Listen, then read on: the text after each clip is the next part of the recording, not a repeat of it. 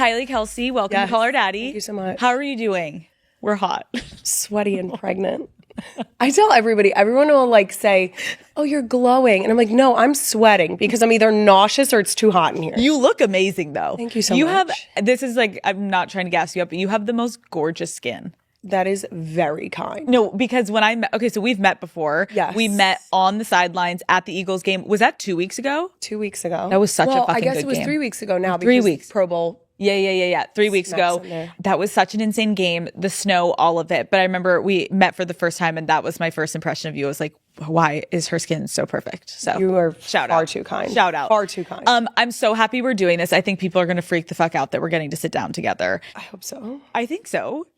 They're like, this is actually... Otherwise, I'm so sorry to the Call Her Daddy audience. The daddy gang's like, what the fuck? No, people are going to be excited. First of all, just to give context, we are sitting in these like horrid, amazing recliner chairs. Thank God my husband didn't come. Why? He would have been like, how fast can you ship these back to our house? No. This is my husband's style chair. They're actually so fucking ugly. But they swallow you up. Yeah. Oh, they're cozy. And I do That's think all he cares about. by the end, we could recline. Oh, perfect. Yeah. We can like get cozy. Oh, great. We're going to start professional and then we're going to fuck kick ankle it. swelling. Yeah. I got this. Okay, we're gonna get our feet elevated. But I got this set up for us and I was like, it's ugly, but it is indicative of where we are. We're in New Orleans. Super Bowl is tomorrow. I feel like you've probably been to a lot of Super Bowls, right? Yes. What is the most like favorite memory you have of a Super Bowl?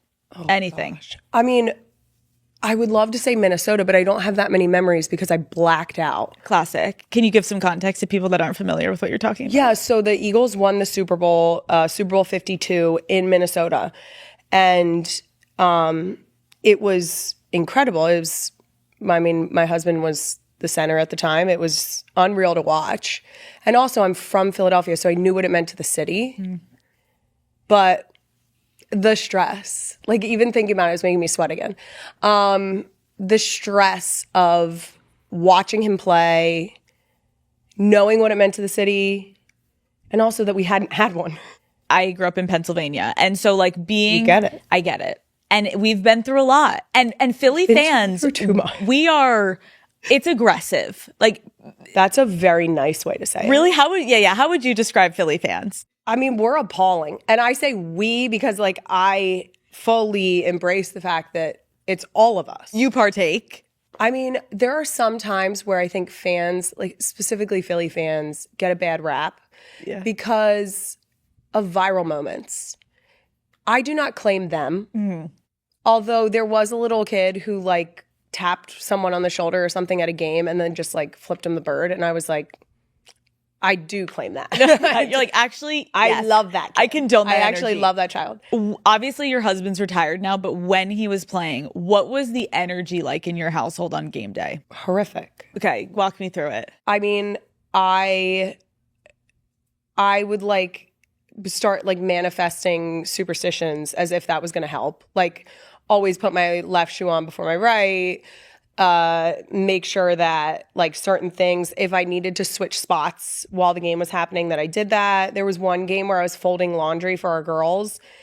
It was a late night game and I bent down next to the laundry basket and suddenly there was like a really good run. And I was like, well, now I'm crouching next to a laundry basket. And for the rest of the game, which was like 30 to 40 minutes, I crouched next to the laundry basket.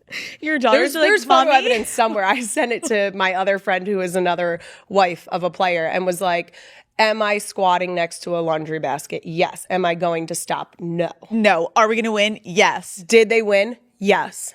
Period. I'm not saying it's because I was crouching next to the laundry basket, but I'm not willing to risk it. Absolutely not. You see what I'm saying?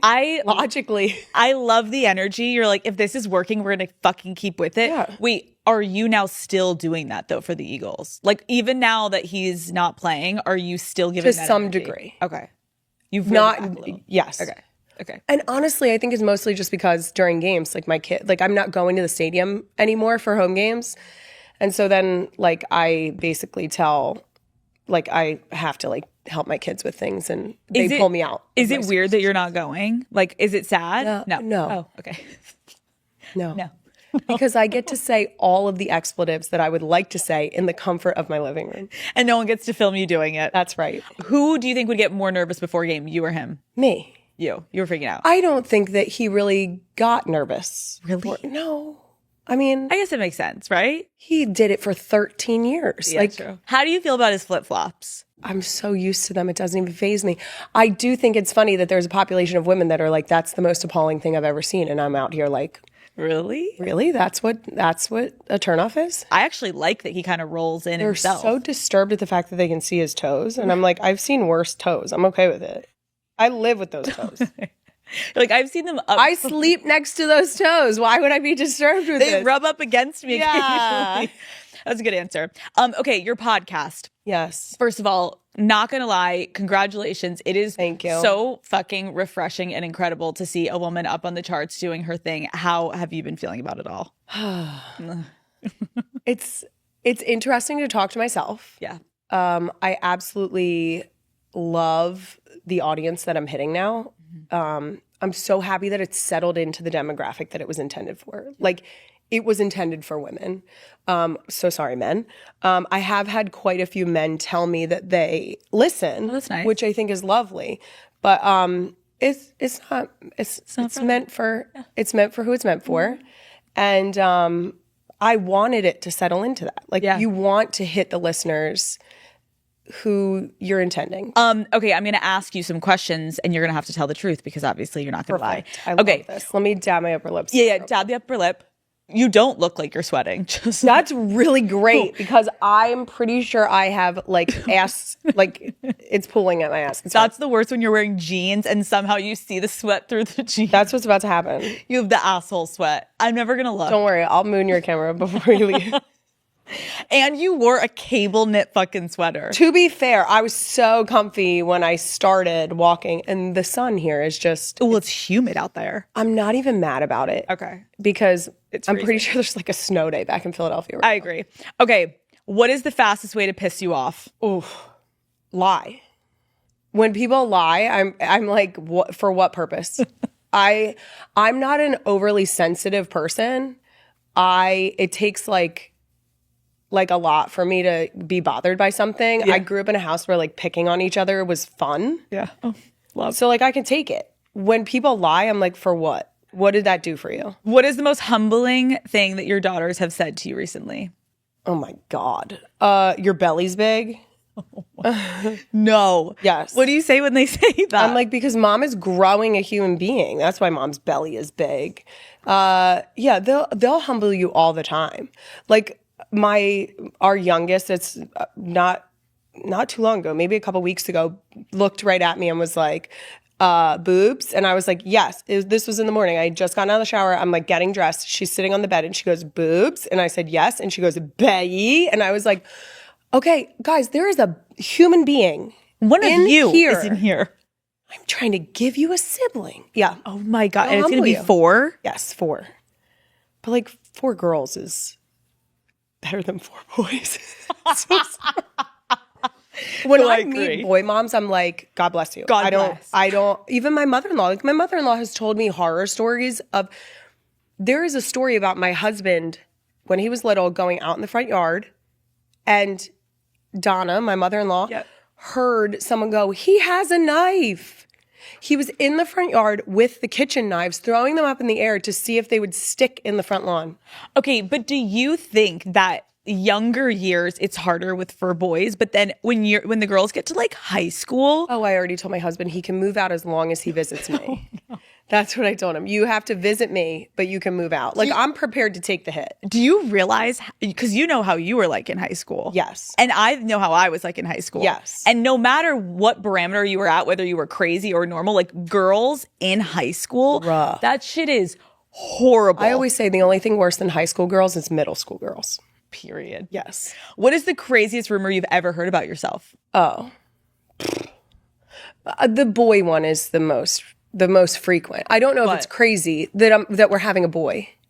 Or that we tried for a boy. Interesting. Yeah. Why do you think people are saying that? Because they really want us to have a boy. I will say there was this moment when we found out we were having our 4th girl where I was like, we've always said we wanted 4 kids. I'm like, maybe I won't get to meet a little Jason, which was a little bit weird. Yeah.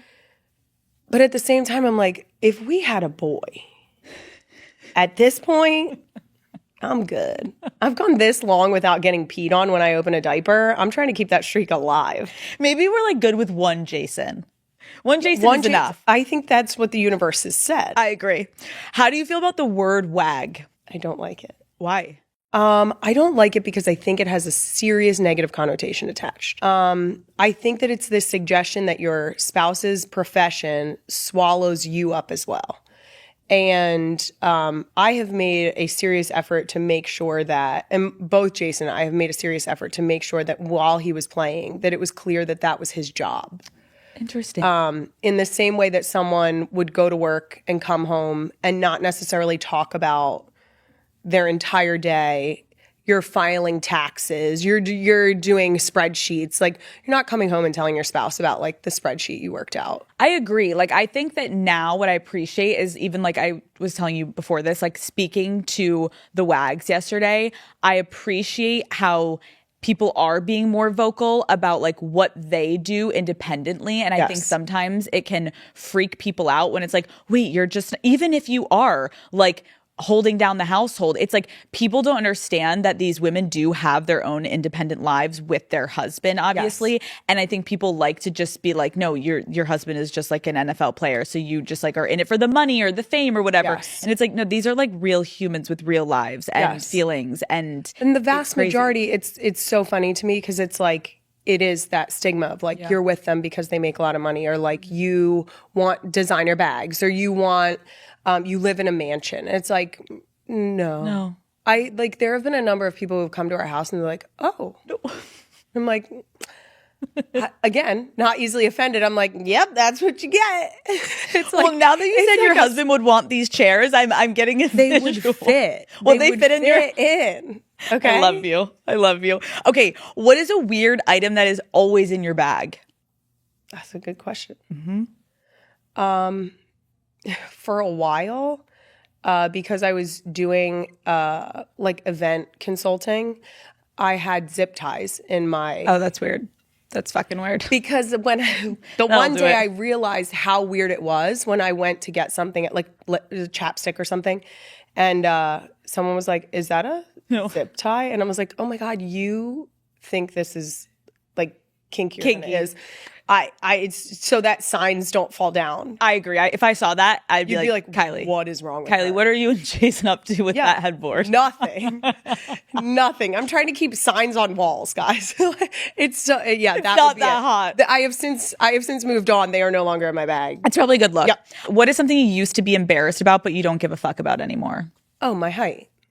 Oh, interesting. Yeah. Tell me about that. I was 5'10" going into high school, taller than every guy in my grade, which can really like set you up for some weird feedback from the opposite sex. What did they say? Oh, I was a man. Like, it was all of like they felt emasculated by the fact that I was taller than them. Of course. By the time I got to like senior year, I was like, you guys can go fuck yourselves. Truly. And then those little like fucking 5'8" squirts, you're like, shut the fuck up. Well, the best part is my dad is 6'9". So like when Your dad is 6'9"? Yes, and my mom's only 5'2". So I've never been alarmed at either end of the height spectrum. Oh, that's interesting. So I never realized how tall I was until people started picking on me about how tall I was. It's so infuriating when boys are picking on you in middle school or high school, and you're like, it's so... This is a you problem. Yes. You're so insecure, and you're looking at me, and you're like, I'm fucking gorgeous. Get away from me. Oh, by senior year, I was like, you guys can suck my ass. Yeah. You're like, I'm going to wear heels you're down there anyway. Have at it. Oh, fuck. That's mean. That was a good one. No, that was good. Okay, wait. Yeah, so you grew up in Philadelphia. Yes. What were you like as a kid? Well-behaved. I'm a rule follower. Really? Big time rule follower. Oh, if someone's like, you can't go there, I'm like, I can't go there. And then like our team will be like, Kylie, you have to say like you're supposed to be in there. I wouldn't expect that. I'm such a rule follower. My husband is the opposite. We really compliment each other on that. He just busts through the door. He's like, a barrier? Fuck it. I'm like, there's a sign that says we can't. We're not allowed to do that. It's kind of like me and my husband. Matt will always be like, you have to act like like I can't do it. if you walk straight through, no one's going to ask you a question. Oh my God. I'm kind of the I'm same. like, I don't have a pass. I can't go there. But it's like, I feel like you can just go in, but I never could. Okay, why do you think we're like that? I don't know. I don't know if it's, I don't know. I get anxiety. Like kids in high school used to be like, oh, I'm going to skip this class. And I would be like, my mom will find out. My 5'2" mother will find out. Wait, were your parents strict growing up? Not really, no. I mean, like I think at the time I would have said yes, but not really.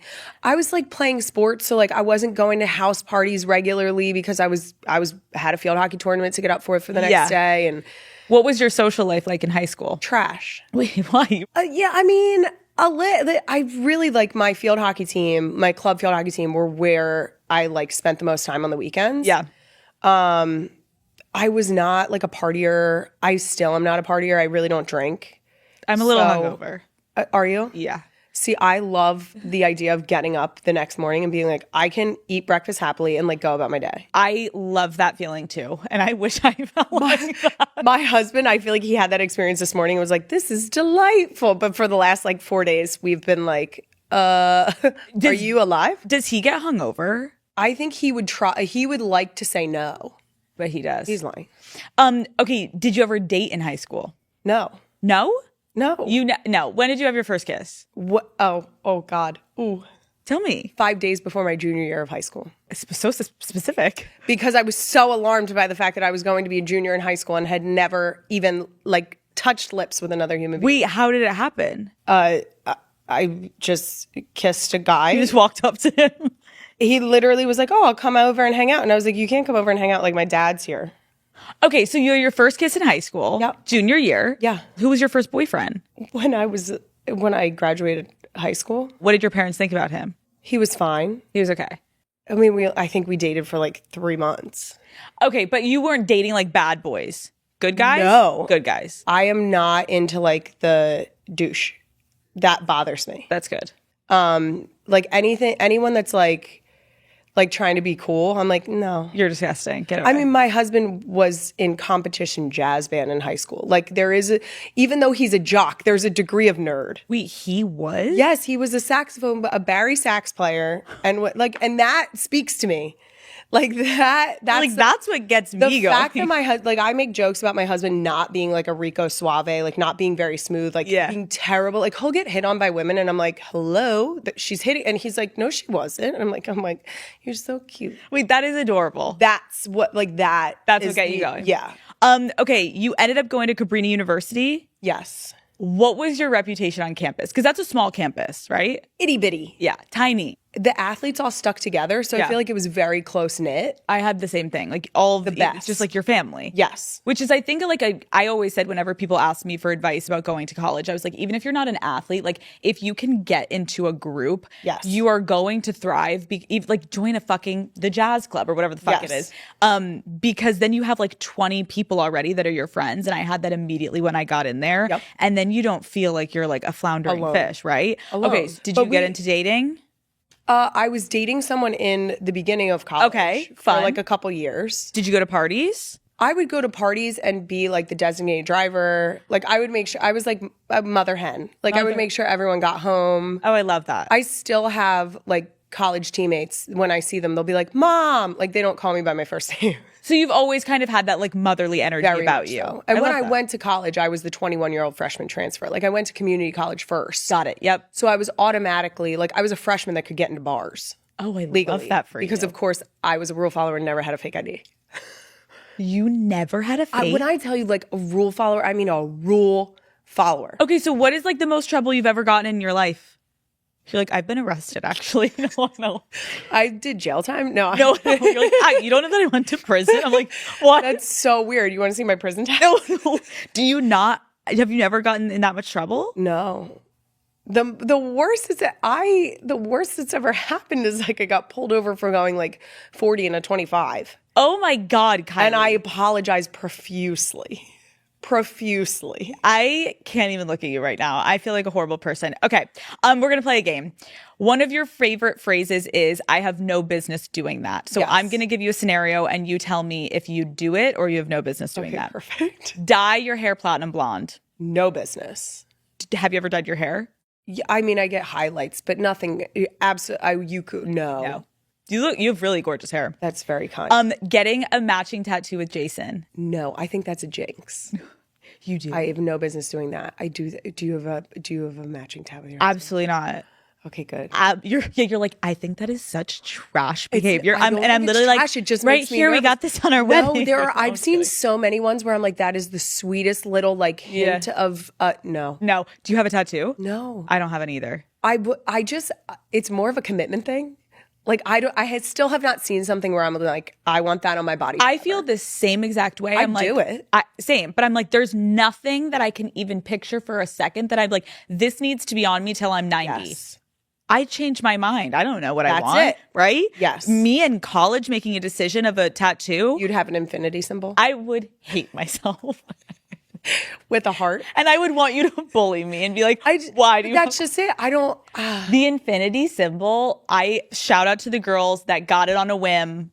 That are living with infinity And beyond. That's it. Wait, does your husband have tattoos? He does not. Does Travis have tattoos? I don't think so. Jason and Travis talked very briefly about getting like the Kelce crest. Oh, interesting. Do you think it's going to happen? No. I don't think they should. But who am I to say? I don't think they should either. I'm not a tattoo person, but I respect people that are. I think that I love like women with like little dainty tattoos. Yeah. I think they're so sweet. I think that for a guy, you either need to be fully committed. Like you need to be tatted or none at all. Yeah. Like lean in or just That's stop. It. Moving on. Film a reality show about your family. No business. You would never. Ever. Never. Here's the thing. You don't want to be in the reason it hasn't happened, we are not that interested. No. I tell people all the time, you catch me on a random Tuesday, we're going to be in the kitchen coloring. I'm going to be yelled at about snacks and filling water bottles. Someone's going to be screaming from upstairs, I'm done pooping. And I'm like, okay. That's actually That's true. what you get. Is it weird for you that so many people are like so fascinated with your lives? I have like a legitimate amount of guilt associated with the fact that people are like, you're amazing. And I'm like, I'm not. You're like, girl, I'm so sorry to disappoint. When people meet me and they're like, I'm so excited to meet you, I'm like, I'm so sorry to let you down. Oh, Kylie. It's just like, I get what you mean. No, I think that is something that's so crazy when you see people on the internet or in tabloids or whatever the fuck, and you're like, you have this idea and then you meet them. It's like, guys, we're all just like normal human beings. We're all shitting. We're all dealing with life. Like, we're all sweating. We have ass sweat. We all put our sweaty pants on the same way. Thank you. Would you ever attend the Met Gala? No. Good God, no. I wear fucking Chuck Taylors when I'm supposed to dress up, okay? What? No. Oh my God, Anna Wintour's quaking. Okay. She's like, but I sent you an invitation. She would never. Would you ever throw a Phillies first pitch? No, I have no business doing that. Why? I have no business doing that. No, you do. I'll be on the side. I'll take a ride on the Philly Fanatic four-wheeler. You're not going to throw the ball. But I'm not throwing the ball. But you could throw it. Yeah, 1,000. I have full faith that I could throw it. Okay. Would you ever go on a silent wellness retreat? Maybe. to ask me when I get back to my kids. Right now, I'm like, no. Yeah. But when I get back to my kids, there might be you're like, Alex? 4 days. I'm going to be like, Alex, how about that silent wellness? Did you have a connect for that? Where are we going? Dress in disguise to hide from paparazzi. No. I probably wouldn't. I'd just flip them off. Love, you're honest. Renew your vows. I don't really feel the need to.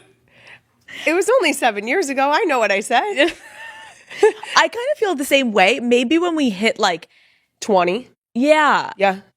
20. Do you think 20 or 30? Yeah. 30 feels like a milestone. I do think it would be cool with, I mean, we just had like a great time at our wedding. It would be cool to like get everybody back together. Oh, that would be fun. Wait, where did you have your wedding? At the Logan Hotel in Philadelphia. Lovely. Yes. We did a little homestay. What was the song at your first dance? You Are the Best Thing. by Ray LaMontagne. What was your favorite part of your wedding? I loved our ceremony. It was like very intimate. It felt really nice. Our dog, which was like my soul dog, was our flower girl. She nailed it. She was so good. Is she still with you? She's not. She passed away in March. Oh man, I'm so sorry. It's okay. It was the right decision. Are you ever gonna get another dog? We tried. Oh, okay. We still have one. Oh, he's delightful. Oh, wait. Dumbass, but he's delightful. He's not my soul dog. Oh, He's not. What is his name? Baloo. Baloo. Baloo, like the bear from the jungle. Wait. Book. Our girls call him Bubba. But you're not like vibing with Baloo. No, I love him now. As soon as Winnie passed, I was like, okay, we'll be cool now. Okay. But like while Winnie was still alive, I was like, Winnie's it. Oh, I get what you're saying. I feel that way about my dog Henry right now. I'm like, I love you, Bruce, but like Henry is like the OG. I wonder if that like affects how they feel about themselves. My oldest daughter, when we were talking about like me carrying a baby right now. Yeah. She was like, well, you had a baby before me. And I was like, excuse me? No. And she goes, yeah, Winnie, because I've called Winnie my firstborn child so many times that my oldest daughter thinks that I carried the Irish Wolfhound in my womb. It must be so wild to have children when you say things like as an adult. It must take a minute to realize how much shit sticks with them. You're like, Yes. Oh, you really believed that concept. I didn't realize that was like penetrating you in the way that I was just like saying it because it's like a normal statement. And now she's like, Mommy, you had a wolf. Yeah, you had a wolfhound in your belly. You grew Winnie. It was your firstborn child. Wait, do you have a name? Obviously you're not gonna tell me, but like have you guys talked about If I had a name, I would tell you. No, you wouldn't have to, but okay. No, I would. I'm not. You don't know yet. So when we were having our first daughter, people told me, like, don't tell people what you're going to name your kid because then you get reactions. And I'm like, I don't think you understand. I really don't care at that point. Like, if I've chosen. We're going with it. That's it. Yeah.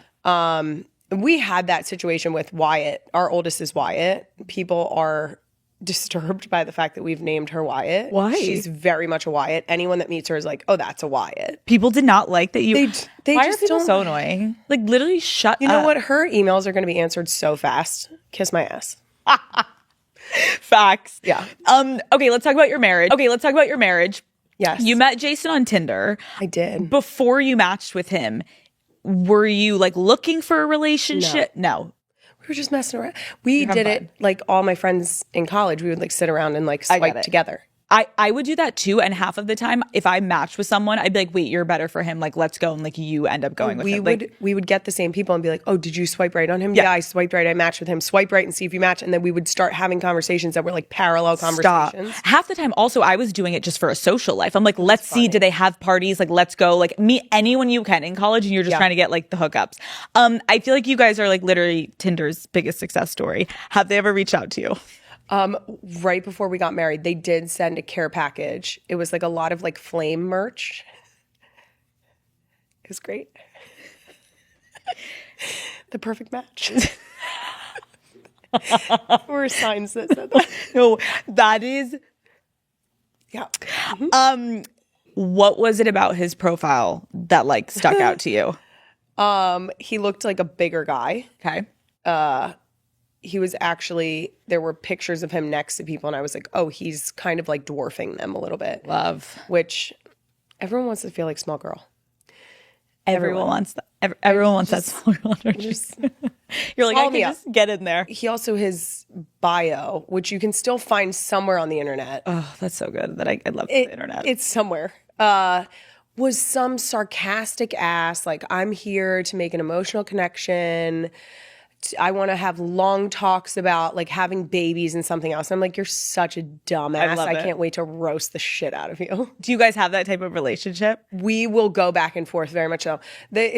I love it because it's like the house I grew up in. So I get that. there's comfort. Obviously, I know you've said this before, but if my daddy gang doesn't know, can you talk about who sent the first message and what these messages were? So bad. No, it's so good. I sent the first message. Okay. I said, I need life alert. I've fallen for you and I can't get up. Kylie. That one didn't land very well. He was like, that's not that great. And I was like, I love a challenge. So then I went back with, this is so bad. This is so bad. If I told you I work for UPS, would you let me handle your package? And he said, yes. He said, absolutely, that's a better one. Where do you want to go on a date? I feel much better about this No. now. Yeah. And then were you guys like talking and then you went on a date? So then we just had like, we were messaging for probably like a week, and it was great banter. Okay. And a little bit into the banter, I was like obviously talking to the friends who we would like swipe with. Yeah. And they were like, I was like, I don't know why, but this guy looks kind of familiar. Oh. So then we start Googling with all the information we had. Jason, 27, Philadelphia. Oh my God. Then I was like, he had to have been an athlete because you could just tell by his build. So then I'm looking up like Philadelphia college roster, because like you can find anyone on a college roster. Wait, he didn't have a picture of him like in his jersey? No. Oh my God. I feel like all the douches on Raya that have their like fucking profile picture with them in like their Ravens jersey. It's like he didn't lead with that. Years later, I said something in front of him about, well, he had nothing on his profile, like no pictures. And he was like, yes, I did. I was like, no, you didn't. Come to find out, one of the photos that he had used was actually a television shot. But because of the way Tinder formatted the picture, it chopped everything. So then the ticker at the bottom, the like graphic at the top that showed that it was a football game was completely cut out. And so all it was like a tight shot of him with like his beard, and he was like well groomed. And I was like, if now like remembering the picture, like now it you makes would sense. But there was no indication. Okay, but that still is like a very big green flag, because I do think it's like if you are a professional athlete and you're feeling like you have to lead with your uniform. Say less. We know what you're out here for. I mean, here's the thing. It's true. Do it. Oh, yeah. Do your thing. Do your thing. Do your thing. But Jason wasn't Capitalize. doing that. No. Okay, what was your first impression when you met him in person for the first time? He was hammered. Like drunk. Already before, like, were you guys going on a date or you were just going to hang out? I was just going to meet up with him. So after we figured out who he was by Googling, Okay. we thought it was a catfish. My friends and I were like, why would he be on Tinder? That's so Oh, that makes ridiculous. sense. So after a couple days, he said, come and meet us out at this bar. And my friend, the one, like you have that friend that's just like ride or die. Like, Yeah, like let's go. we got to see how this pans out. She made a great point. It's either going to be a catfish, which is hilarious. Right. Or it's going to be him, also hilarious. Both options We're going are to great. find out. Yep. So we went and met him at a bar in Philly. We walk in and he's sitting at the bar and I'm like, oh, so it's not a catfish. He has since claimed that like it was like a light came down, an angel. I'm like, no, you were fucking shit-faced. Okay. Like, you could barely see out of your left your eye. eyes were going the opposite direction. Wait, why did he ever explain like why he was on Tinder? No. I think he was just messing around. Yeah, like he was just like looking for, but I get what you're saying. Like people would assume he's a catfish because it's like, why is Jason Why would Kelce he be on Tinder? Yes. But Now, maybe that was granted, like the allure. Like, we met before he did like the mummer suit, before all that. So Yeah. he was like a little bit quieter then, but even Philadelphia is such a crazy fan base that they know the offensive linemen. So yeah. it's kind of fun. Did anyone notice him when you guys were there? Well, it was after the Eagles Christmas party. So he was there with like a bunch of his teammates. Oh, so that's why he was fucking hammered. Yes. Oh, annihilated. And there are like stories after the fact of like what he was doing at the Christmas party. And I'm like, I don't even know how you made it to the bar. But like, I don't know how you remembered me. Yes. He remembered me walking in and then at some point tasting the Shirley Temple that I had ordered because it was the only non-alcoholic drink he had that day. So he was like, it was the most refreshing sip I had in what felt like weeks. I love that for Jason. He's like, oh yeah, thank you so much. Give me some hydration. Yes. Did you have any like hesitations about dating a professional athlete? I told no one. Interesting. For months. Why? Because if it was a situation where it was going to be like we hooked up and that was it, I didn't want to be like, because after a few times of hanging out, I was like, shit, Yeah. you're great. And there's clearly, I like very much am into this. Mm-hmm. And so I was like, if it's just me and it's not him that's into this, Yeah. I want to make sure that I'm not then labeled the bimbo. I get that. And that's fucking tough because it correct me if I'm wrong, but I feel like when you're in that position, you can feel like because they are successful and you're someone in college, you're like, they do have the power almost. Yes. And there is a power. The upper hand. Yeah. You're like, fuck, like I kind of don't want to get my heart broken here. And I don't want to look like the idiot because people assume that women are flocking after these people and you just don't want to look dumb. Yes. And I feel like that is a natural feeling that's like hard to admit, but it's like the reality of the situation. Yeah. And I didn't want to seem vulnerable in that situation. Yeah. To allow the space. Like I like I said, not super sensitive. So I was like kind of like if this doesn't work out, it's okay. But then it got to like a few times of hanging out and I'm like, well, I would actually be like disappointed. Like I'm really into him. When did you know you were like absolutely falling in love with him? I mean, probably like 2 months in. Oh, wow. Because I was just like, at the very beginning, we would sit and talk for hours. Like, it was insane how long these conversations would go on. Yeah. And it was, we would leave and then it was one of those where like a day later he would be like, well, what are you doing tomorrow? And the hangouts got more and more frequent to where we were hanging out back-to-back days. And then, it's like, well, if we're hanging out back-to-back days, he has to like feel something too, right? When did you guys like tell each other you loved each other? Like who said it first? I said it first. Were you nervous? It was it was one of those where like you're sort of going back and forth and you're basically playing chicken. Yes. That's when you're like, I really like you. Yes. And then you're like, I can't keep saying I really like you at this point. We're too old for this shit. Yes. Yeah. I said it first. It was, I would say like at 6 months in, we were starting to have conversations of like, if he wasn't playing in Philadelphia, like, would we continue dating? Like, things like that, which is a very serious conversation to have. And we were having it just very casually. What would you have done if he got traded to the Cowboys? It was so nice. No, I'm kidding. I would never, I'm on record saying I would not wear other teams' stuff, but that I would wear things that had my husband's name on it. You are never not going to be an Eagles fan. Correct. Okay. That's good to clarify. Once your friends found out you were dating him, like I had dated this professional athlete when I was in college, and I remember he slept in my dorm room and it made it on Twitter and everyone was like, what the actual fuck is that guy? He just won a World Series and he's leaving a sophomore's dorm room, which now is like controversial when I think about like the age gap, but that's another conversation for another time. But I remember people on campus being like, Cooper, what the fuck? Why is he in there? Like, did girls start to be like, Kylie, what is happening? I kept it a secret a long time. How? I told no one. No, your one friend knew, right?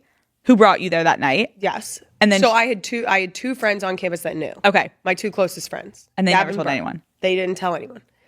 And my teammates knew at some point that I was seeing someone. Oh my God. And there was one time, which is funny because Cabrini was such a small school, where I was talking to one of my teammates and she said, like, who is this guy you're seeing? I was like, he lives in the city.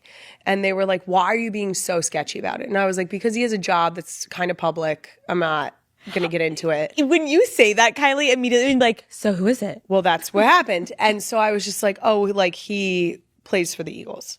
We got there eventually. Like it was, it was a very roundabout way, but we got there. And pulling teeth. One of my college teammates was like, "Oh, that's so funny. I know this girl from back home who met this Eagle on Tinder. No, but it can't be the same guy because this guy was hideous." No. I was like, "Really? What does he look like?" And she was like, "I'm going to text her right now and figure out what his name was." 5 minutes later. His name was Jason. No, you're fucking lying. I was like, Kylie. Yeah.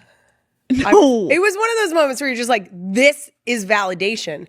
This is why I'm not telling anyone. Fuck. And the best part is that like nothing ever came of like this girl meeting him on Tinder.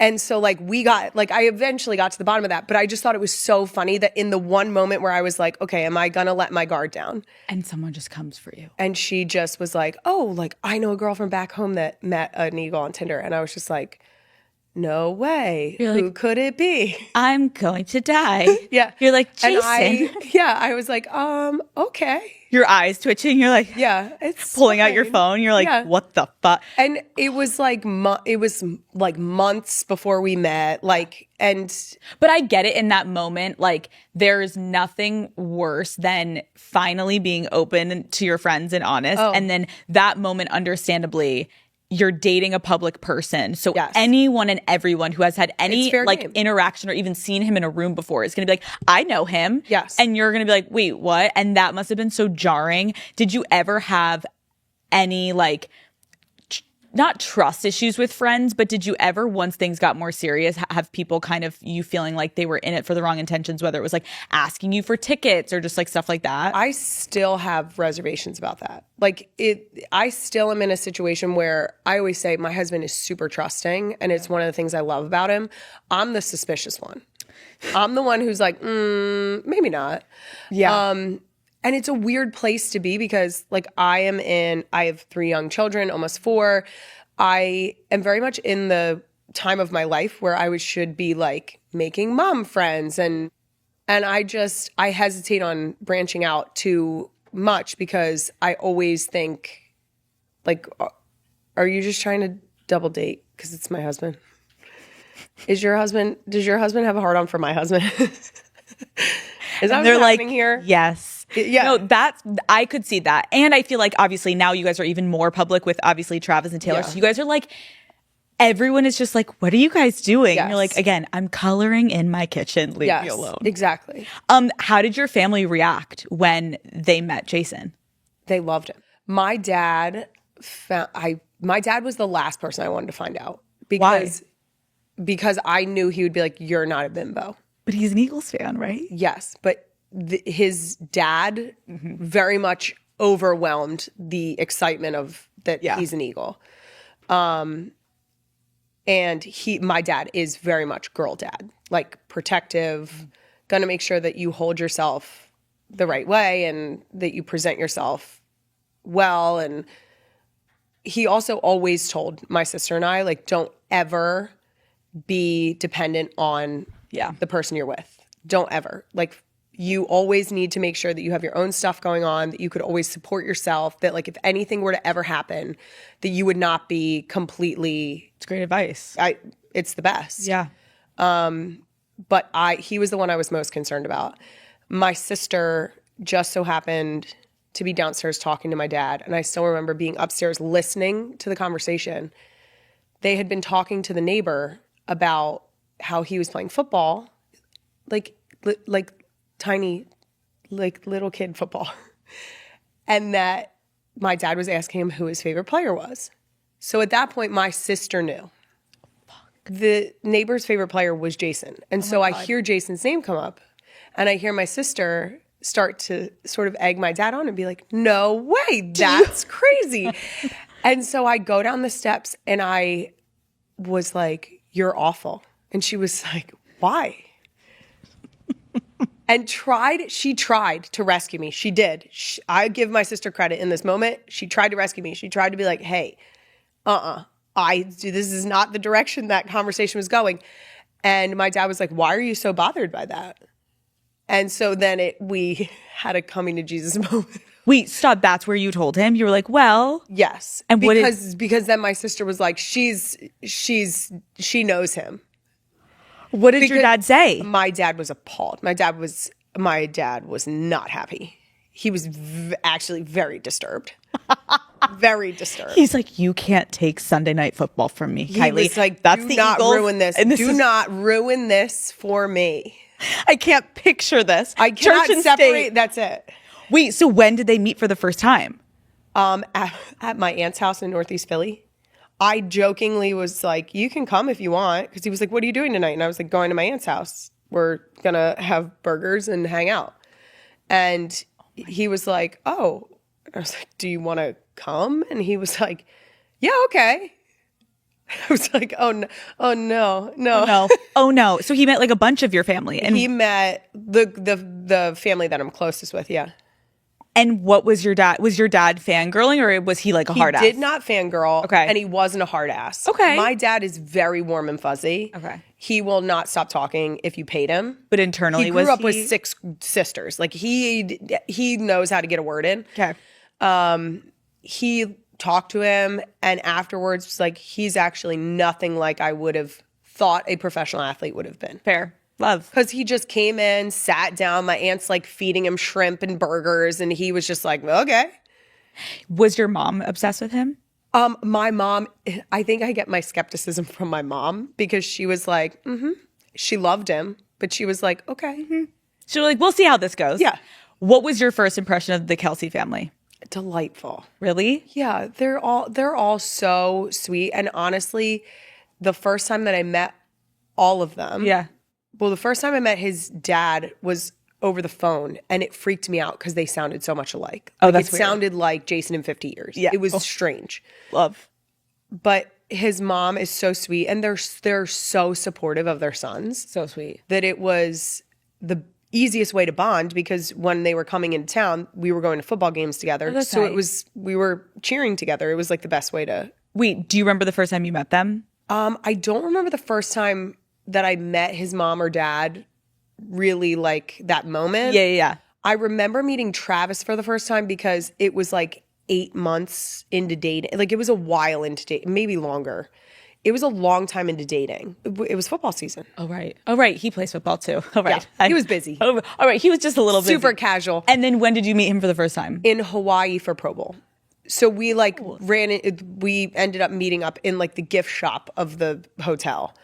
And it's the first time I met him. And it was just funny to me because he was like exactly on track with the rest of the family, like warm and fuzzy, like just, oh, I've heard so much about you. And it was just like this very silly, like, Sweet.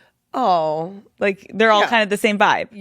you're all family. How is your family different from his? Oh, a lot of ways. Okay. I tell everybody that, like when my friends got married, I was like, it's difficult because your in-laws are now your family, but they're not your family. So like if I wanted to, like if my dad was being ridiculous, I would call my dad and be like, you're being an asshole So true. in a respectful way. Yes. Of course. But I would never call my father-in-law and be like, what are you doing? So true. So, and they also, like my family is very like, we talk about everything, like to a fault. Which is probably why I'm so like, I hate lying. Just say what you're going to say. They will like be very nice about things. And I'm like, just say it. Are you mad? Like I just want to get straight for Yes. it.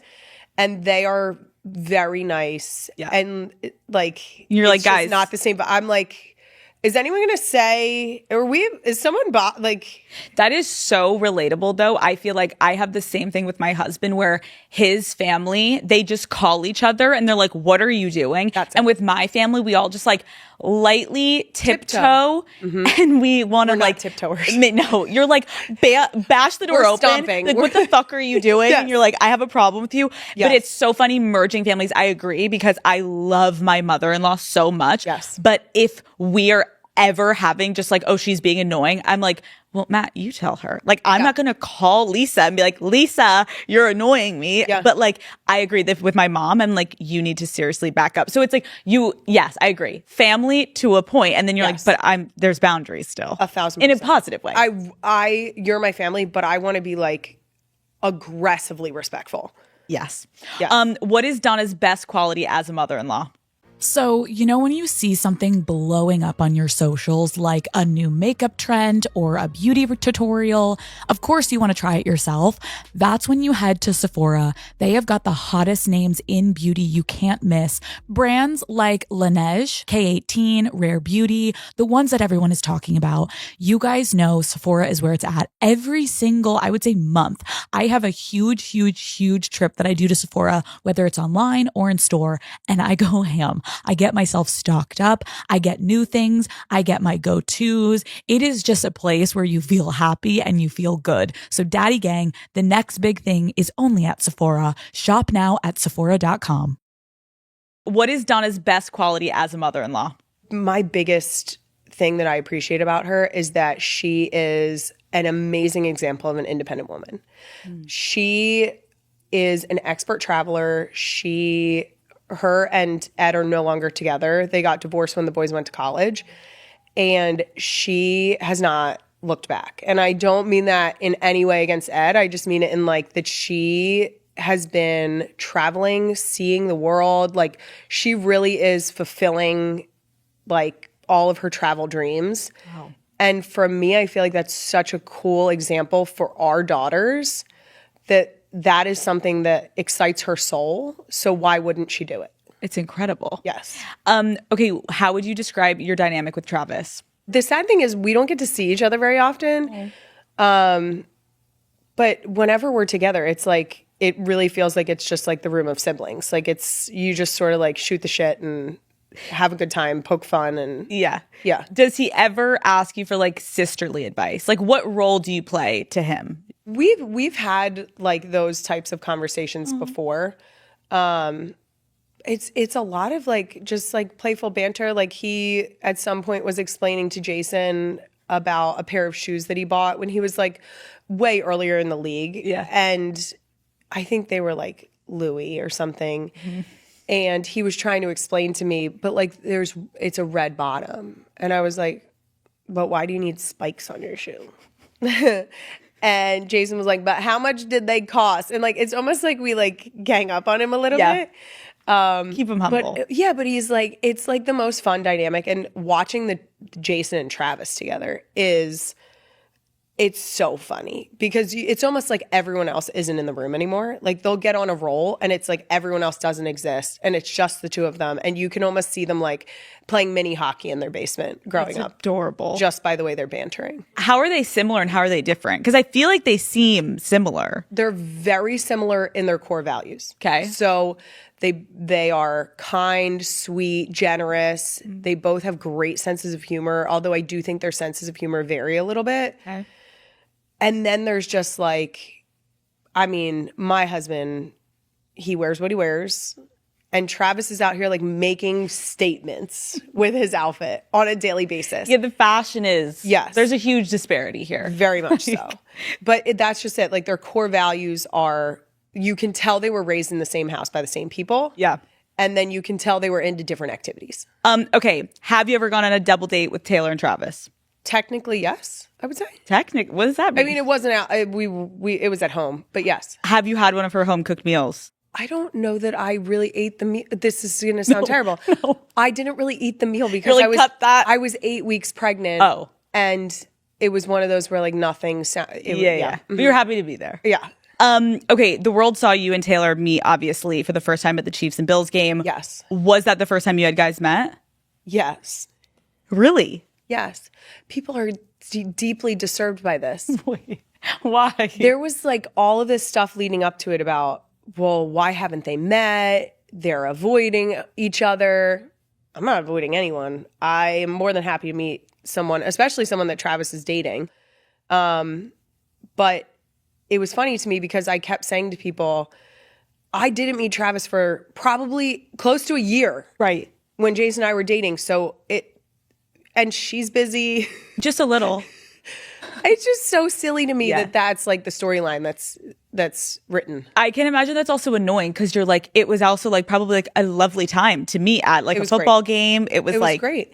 How did Travis tell you guys that he was dating Taylor Swift? I'm assuming like your family was like getting told this in some capacity at some point, We were right? not. You weren't? No, I will say we knew before everyone else knew. Okay. But it was not like.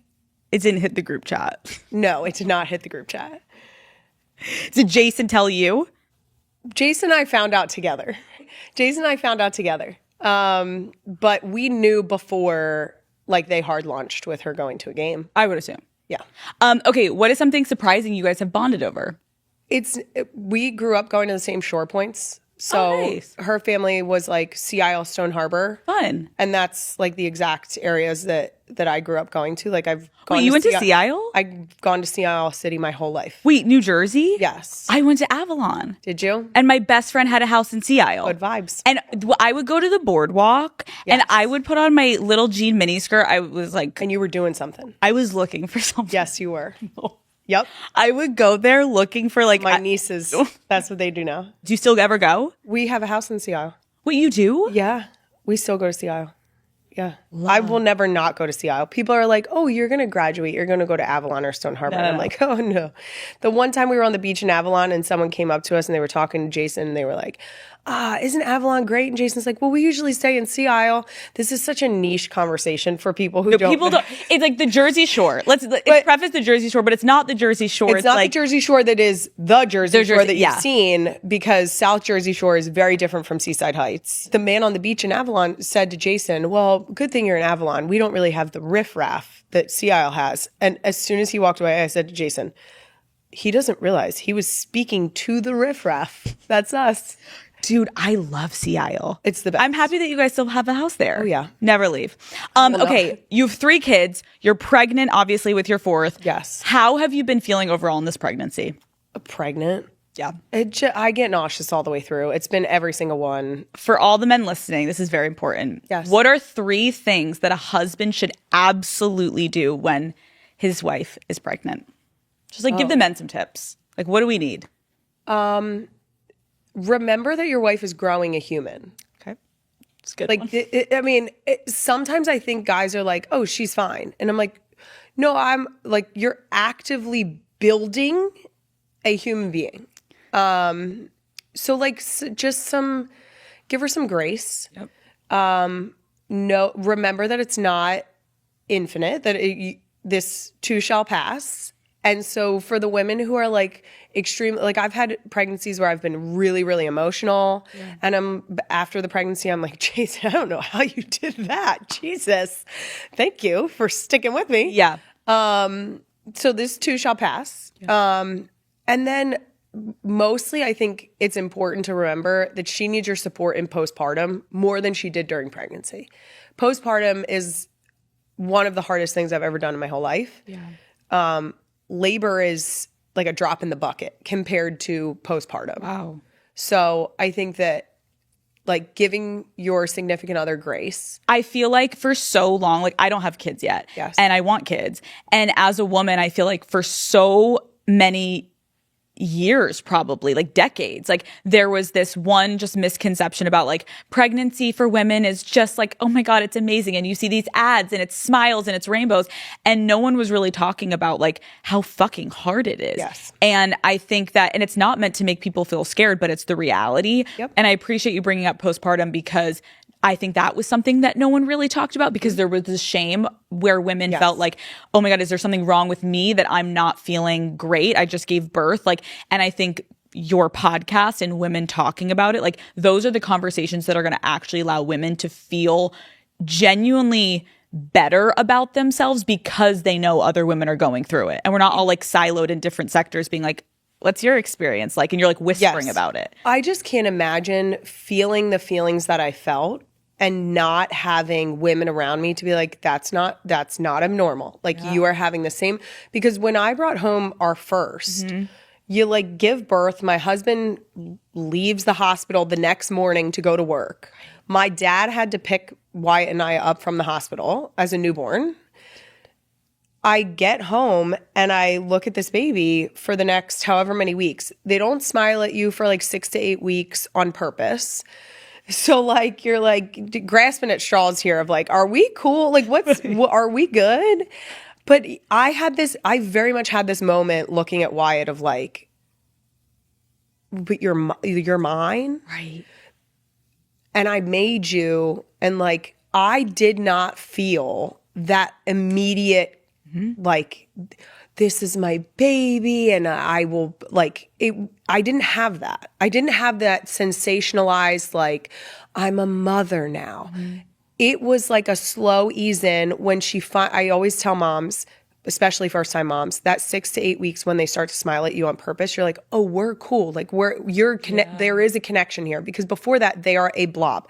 They cry, they poop, they eat, they sleep. That's it. But even when you just said that, Kylie, don't you feel like there is like a level of anxiety, I'm sure, for some women, I don't know if you had it, in like even admitting that, even though it's probably the more common experience. Think of how horrible that sounds. Right. Think of how horrible that sounds. You just built a human being, you give birth, Yes. and you're holding like this tiny little being that is completely dependent on you. And you're like, how it is so difficult to admit Yeah. that you were not just like, this is the moment, right? Like, Yeah. but to be able to say that out loud and to have other women hear it so that you're not racked with guilt when you take your first baby home and like realize that you're not having that moment of like, this is the most beautiful thing ever. Like, we're both in diapers. I have a cooling pad on my lady bits. I am like afraid to sit down at any given point because it hurts so bad. And at the same time, every 2 hours, I'm supposed to connect you to my boob and something's going to happen. It is like, but it's beautiful. It's beautiful. No, and that is why I think people are loving you being so just honest about your experiences. And again, like, I commend every woman out there that has had the best experience where they're like, my baby came out, it flew onto my chest, and we've been happy ever since. Amazing. I love that. I love that for you. I hope that that's most people's experience. I agree, but I appreciate you being honest about it, because it's like, it's not. yeah, I think it's a lot more times your experience is more common. Yes. And no one was talking about it. So when the first few women started admitting it, I know I've seen things online of people like back in the day being like, what is wrong with her? Like, is she depressed? Is she like, maybe, but I don't know. Let's figure it out. Maybe, because that also happens. Yes. What is Jason's best quality as a father? Oh, his patience. He has when I do think that we have a very complementary dynamic, that he can tell when I've like reached my breaking point, and he will tag in the most like calm, come on, Ellie, like we'll go try this, or he gets them to eat more food than I could ever even imagine, because he'll just sit at the table and be like, well, that looks good to try. Or it's just this, he's firm when he needs to be, but he has this degree of patience where I'm just like, this is great. Is he excited for 4, or is he like, okay, we need to like bunker down and figure out how we're going to manage 4? No, I think he's ready for it. We just live in like a state of chaos. Like, we're just like, this is fun. Love. We're having fun. Love. Okay, last 2 questions. What do you think is the biggest misconception about your family? That we're more interesting than we are. That's the biggest takeaway. That's the biggest misconception, that we are more interesting than we are. I think that people don't realize, similar to what we were saying earlier about like, you meet people in the public eye and you're just like, oh, they're a person. Yeah. We very much want our girls to live like a very normal life. And in an attempt to do that, we very much conduct ourselves in a very normal way at home, where I think people would be extremely underwhelmed with what goes on. It's not so Hollywood. And not even a little bit. Are you guys going to always, you think, stay in Philly area? Yes. Love. Yeah. I love that. Okay, Jason obviously is retired, but I feel like he's working more than ever. And you just launched your podcast. What do you think this next chapter of your lives is going to be? Because obviously I feel like when he was playing, you guys had probably this routine, and now you've kind of like launched into this new era, I guess, of your life. Like, what can we expect, and what are you expecting? That's a good question. I have no idea. Okay. I am not much of a planner. Okay. It's okay. I am really enjoying what we currently have going on. I love that I'm getting to talk to incredible women. I love that we're having conversations that I think people want to hear, or like people are getting to learn with me. I like we'll see where that goes, but ultimately, like, we have 3 little ladies, 1 on the way. I'm excited to see like what the next one's personality is like. I am excited to see like what our girls look like when they're starting kindergarten and all that kind of stuff. So, yeah, I don't know. I mean, we are super busy, I'm going to keep dating my husband and taking care of my kids and Love. and see where the wind takes us, I guess. Well, I am so happy we finally got to sit down. It was like, Thank you for having me. Such a pleasure. Like, you're so fucking normal and lovely to talk to. I literally feel like I'm like back in Philly in my basement talking to you, and we're hanging out and we're about to like turn on the Eagles game and be like, woo, go Eagles. But thank you so much for taking the time, because I know you're so busy. No, thank you. And thank you. I always like to give flowers where they're needed. So I do just want to say, like, and it usually stems from the idea of like that you are an example of a woman who is doing her thing and leading the way. And like, even back to when you were having conversations that were like, oh my God, women are talking about that stuff. And like, you were openly talking about it. You are like removing stigmas or like making it appropriate for women to speak the way we should get to fucking speak. So thank you for doing that. And thank you for being an example that, I mean, my girls get to live in a better world because you've broken through barriers. So thank you. Thank you so much. This was What is up, Daddy Gang? It is your founding father, Alex Cooper, with Call Her Daddy. Chapel Roan, welcome to Call Her Daddy. Thank you. I am so happy to be meeting you. I'm such a fan, so this is like a very cool moment. How are you doing tonight? I'm good. I have to tell you, everyone always wants to do like early interviews. I'm not a morning person, so this is like one of the later interviews I've done. Are you a night person? I like both. I have insomnia. Oh. So really it's like I'm an all day, all night person until I take my pills. Okay, great. So you're just up. I'm up. You're with me right now. I am. Good to know. Okay, good to know. Talk to me about what you are wearing. This is everything. How did you pick this? Well, I'm styled by Genesis Webb, but I'm wearing Tom Brown, and some of this is archival, which is amazing. But it's like a little white and red striped outfit vibe. All of it's Tom Brown. It's just the best. He's the best. It literally looks like you are the host of the show. And I'm not. No. You look like you are running this room right now, and I'm the outsider. You look perfect. Oh my God, thank you. Okay, you're obviously known for your incredible, amazing outfits. What has been your favorite outfit to date that you've worn during a performance?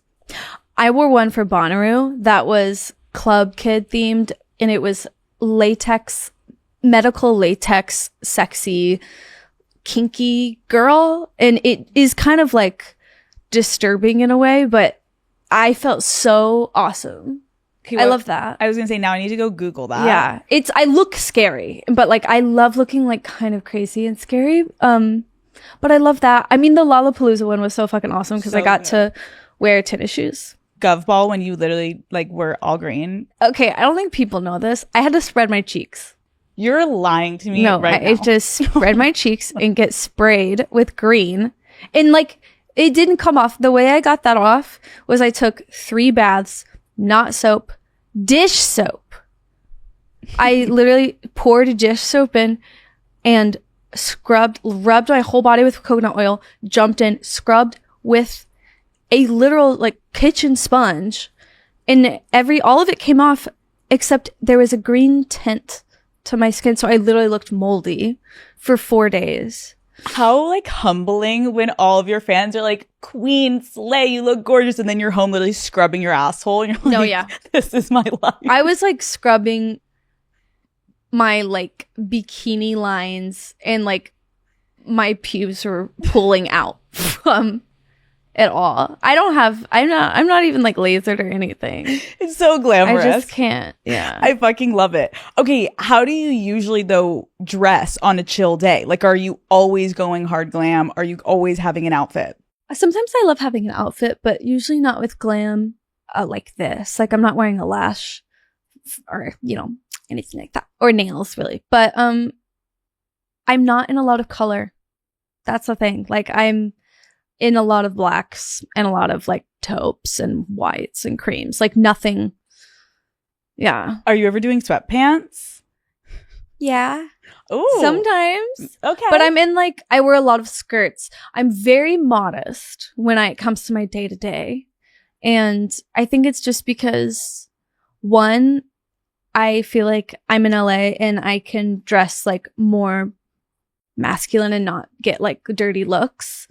And so, but I feel like in other parts of the country, it's like, I just dress more feminine. So I don't like, I don't want to deal with it. You know, isn't it so annoying when you're like, I don't even want to deal with these comments or these looks. So I'm going to just like blend in for you all. I don't want to, but I don't have the time of day. Yeah. So fuck off. I used to dress fucking crazy though. Before like all of this happened and I had energy and like light in my eyes, I would literally just wear my thong out, mini skirt, bottom ass cheeks out, nipples see-through, and this fucking trash. I dress like really, really bimbo-y.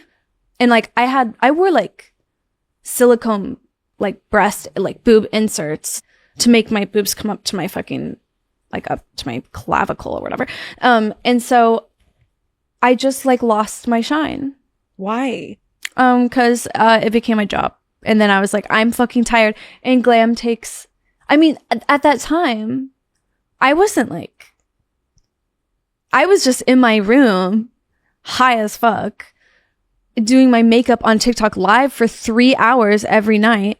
And then I would go out in like this like insane drag makeup and like all these thrifted like 70s disco, always in fucking heels, just a maximalist. And that was so amazing. And then it just got to be like, there was no separation. Yeah. Like I would be out as Kylie in that, and then I would be on stage as that. And then there was like no separation. It just got, I would look at myself in the mirror and be like, what's the difference between chapel and like. I understand that now because I've interviewed like enough people to have that conversation in a healthy way. I think is you have to find a way to actually know who you are when the lights and the cameras and everything go off, like who you are. And if you look the same exact and you act the same exact as you do on stage, then there is no separation and there's nothing that you can keep private for yourself and protect. So that makes sense as you've tried to kind of like give yourself basically your private life. Yeah. Okay, you refer to yourself as a Midwest princess. What is the most Midwestern thing about you? I say so much. I'm sorry. OPE. Say that a lot. Is that a Midwestern thing? I think so. I'm not from the Midwest. I'm sorry. Sorry. You know, that, I still am like, I look at the gas prices here and I'm like, golly, over $4. That's crazy. And I'm like, what the fuck, bitch, you've been here for almost 10 years. Like, what are you talking about? It's never been under $4. I am one of the bitches that are like, well, we got here at the right time. We got at this restaurant right at the right time. Look at the line. I don't even care. Like, as if I've ever given a fuck. But I still say it. I'm like, stop. I get called out for saying roof instead of roof. But I was like, cement is how most people say it. But I was raised cement. Like semen, but cement. Yeah, cement. Ooh. And I say insurance, like different. There's like those things. But also it's like, I don't know. I wish it was more acceptable to like be barefoot. I wish that like I don't know. I guess that's like more country, but I'll eat food off the ground and like builds character. I like my car is so fucked up. What kind of car do you drive? Well, a beater. It's not a beater. That's actually really dramatic. It's my mom's old car. But it's just like I'm not gonna fix it. Yeah. Like I'm just not gonna fix it. Wait, you drive your mom's old car. I've never bought my own car. Why not? I'm like kind of embarrassed of cars, like in general. Like if someone has a really nice car, I'm like, it's too much. It's too much. I don't, and also I know I'm gonna fuck it up. But when you were in your maximalist era, would you have gotten yourself a nice car, or still that was like the one thing you wouldn't do? I couldn't afford it. Yeah. It's like I couldn't. I've never been a bitch to like with a car, you know. I just don't think it means anything.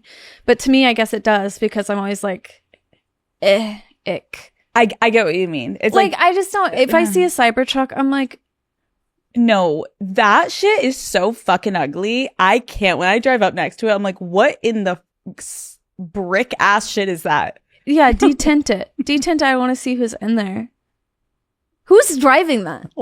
It's so fast. You know who the only person I know who had it? Who signed up for it? I'm not even kidding. Because you could sign up for it in like 2019, 2020. My ex-boyfriend is the only person I've ever known. And you know what? He has hentai tattoos. White boy. Hentai tattoos of just girls tied up. He has, I actually probably shouldn't say everything. Actually, he probably, but that's like the vibe. I'm like, okay. His vibe. You're painting the picture for me. I'm just like, I don't know anyone who I'd hang out with that has a Cybertruck. I don't either. So we're in good company tonight. Can you imagine if what car do you drive? Do you drive a Tesla? Okay, I don't drive a Tesla. You're going to hate me. Can I guess? Take a guess. What if I said a Cybertruck? I'd be like, what are you doing? You walk out of this interview. I would be like, fuck you. No, I do not drive a Cybertruck. I'm going to guess a G-Wagon. No, I drive a Porsche. Okay, that's classy. But the only reason I drive a Porsche is because I never could afford a car my whole life. Yeah. And I had to drive my grandmother's car to school. And I was that bitch that couldn't just own it. And I would like park 4 blocks away. And I was so mortified because I went to this like preppy ass school that I couldn't afford. And all the kids were driving fucking nice ass cars, but obviously their parents were paying for it. So like kind of embarrassing. And I would park away and the door wouldn't open. So I had to get out on the other side and climb through the window. It was a whole thing. That's awesome. It built character, you know? Yeah. And then when I got to high school, I remember this one girl that I was like, thought she was so cool. And she drove a Porsche and it was like the Cayenne or whatever. Yeah. And so I've only had one car in my life and it's that. And Porsche Cayenne. Yeah. Yeah. Dude, cool, right? When I was a nanny, the family had the nanny car was a Porsche Cayenne. So I've actually driven that before. It's a nice car, but for it to be the nanny car, go fuck yourself. That's the vibe. That's the vibes of that. Call Her Daddy is brought to you by eBay. This is what you do when you have high standards and fancy all the fancy things, like a Dior saddlebag or that diamond tennis bracelet. You go to eBay. There you'll find new loves that will never disappoint, expertly authenticated, whether it's that vintage pearl necklace or brand new ruby earrings, a Prada crossbody bag, or classic watches like that Rolex Oyster or that Cartier tank. On eBay, there are no limits to your high standards. Yeah, eBay, the place for new, pre-loved vintage and rare fashion. eBay, things people love. Daddy Gang, today I am going to mix you up a cocktail with 2 of my favorite ingredients, Patron tequila and Unwell hydration. This drink is the only thing Matt and I have been drinking at night, so get ready. Here we go. I was actually a bartender in college. I was horrible. I remember this one guy, I'm at the bar, it's like my 3rd night on the job, and he is asking me for an old fashioned. Then he asks me for a Manhattan, and I keep being like, sir, you know what, we're out of those ingredients. Or I'm like, I just feel like that's not like your vibe tonight. Like, I don't really think you want to drink that. And he's like, okay, what do I want? I literally got him a cup of ice and I just poured tequila in it and I was like, here, drink what I drink. That was just my lazy way of saying like, I don't know how to make any of that, sir, but smile and everything's gonna be okay. I mean, he gave me a fat tip. Work smarter, not harder. But today I don't need to be a mixologist. I have the 2 ingredients that I need. I'm actually gonna add a 3rd soda water. Revolutionary. This cocktail calls for 2 ounces of Patron tequila. Boom. Today, I am using the Reposado. I'm a Reposado girl. Next, we are gonna do the kiwi pineapple Unwell hydration. This is gonna be the drink of summer. I can already feel it. We're gonna fill it up almost to the top with Unwell, and we're gonna do a splash of club soda. I'm someone that likes a little bit of bubbly, but not too much. Wait, so sexy. We're gonna do a little douse. A little bit of, and now kiwi. Yeah, I got fresh kiwi for this. Oh wait, you guys, you know how bartenders do that where it's like a little, wait, does that look cute? Was this unnecessary? Yes. With tequila, you're gonna need a little bit of that pineapple. Oh my God. I mean, gorge. Does that look so bad? Maybe we'll put it in there. Is that weird to put in there? I'm gonna put a globber. I'm gonna put a piece of pineapple in my drink. That looks disgusting. Cut this. This literally makes me think about my wedding. I kept having Patron and just like a splash of pineapple, because when you're on the beach, like I feel like that's all you want. Well, this is delicious. And on the side of your Patron, a little guacamole, never hurts. Woo! Daddy Gang, thank you so much for making this drink with me and Patron. I'm so excited for you guys. Tag me if you make this cocktail. Tell me what you think. I kind of was born to be a bartender. Let's not lie. Cheers. Thanks, Patron. Love ya. The perfect way to enjoy Patron is responsibly. Copyright 2025, imported by the Patron Spirits Company, Coral Gables, Florida Tequila, 40% ABV. Okay, are you still close with your friends from back home? Yeah, I am. They're really awesome. We have such different lives. They are, a lot of them are married with children, and like they have their own houses, and like, and to me, I'm like, I don't know when that's gonna happen for me. Like, I don't know when that is realistic, if ever. So, do you want that? Like, get married and yeah. I don't know. I like, part of me is like, is it even gonna be legal to marry like my wife one day? You know, I don't know. So, but kids, all of my friends who have kids are in hell.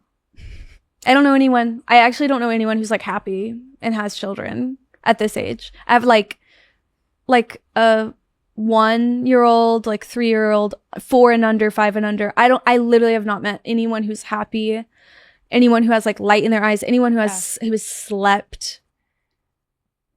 This is not looking too good. I'm like, why did my parents do that? I'm the oldest of 4. My mom had me at 23. Wait, when you're saying that about your friends though, like, do they think this is all wild, that like how famous you are and like all of it? When they see articles about you, are they like calling you up and be like, Kaylee, what the fuck? Or are they just like, this is your life, bitch, like text us when you want to come over? I think they're just like, they're mothers, like they're fucking busy and they have jobs and lives. Yeah. Like I am just their friend, you know what I mean? Like they are so sweet and so supportive and come out to shows, and like they have to get fucking babysitters to come to my shows, and like I don't ever expect, like when I go home, I love reminiscing about like destroying public property with them and like doing some illegal shit and like literally hating the same bitches for 15 years. Like we just can't get over stuff. I will never get over. It's nice though. It's like therapeutic when you have those girls from like when you're younger, because it's like that is the shit that it genuinely is therapeutic to just be like, and that little fucking cunt from, and you're like, I don't even know where she is these days. But like, fuck you. They're probably a better person now. Facts. That's the thing. I still hate those bitches from high school. There was one girl who said, I like, whatever, beat her in the fucking talent show, like whatever, who cares? Like I won. And she was like, you did so good. Like I can't wait till your voice fully matures. Like I can't wait to actually hear it whenever you get like some lessons and some maturity in your voice. And I was like, we're the same age. And 2, like, I will show you. And I think I did. But also, I'm trying to think, there's so many things. Oh, here's one. Like, Hot to Go there was a line in Hot to Go. I will never forget this. I was standing in line at lunch, and there were 2 girls in front of me, like a few people up in front of me, and they didn't know I was standing back there, but they were like talking about me, and they were like, oh, do you know who's dating, we'll say, what's the Western, Mr. John. Okay. Carolyn. Johnny Carolyn. Let's say that's the boy's name. Okay. Johnny Carolyn. Do you know who's dating Johnny Carolyn? They're like, oh, no. Who? Oh, it's Kaylee Amstutz. Oh, who is she? Oh, she's like, she's not hot, but she's pretty. She's like pretty, but she's not like hot. And so when I wrote Hot to Go, that's why I'm like, call me hot, not pretty. Because like that was so ingrained in my heart of like, I want to be the hot girl. I want to be the hot girl. I don't want to be called pretty. But I wasn't hot in high school. Like, dude, whoever the fuck was peaked. Okay? That's kind of true. Right? Whoever was so banging hot, they're not doing too well. Okay. That's so true. And all the hot guys at my school. I don't know. I don't really know any hot guys at my school. I don't think I grew up with hot guys. There was no one that I was really attracted to.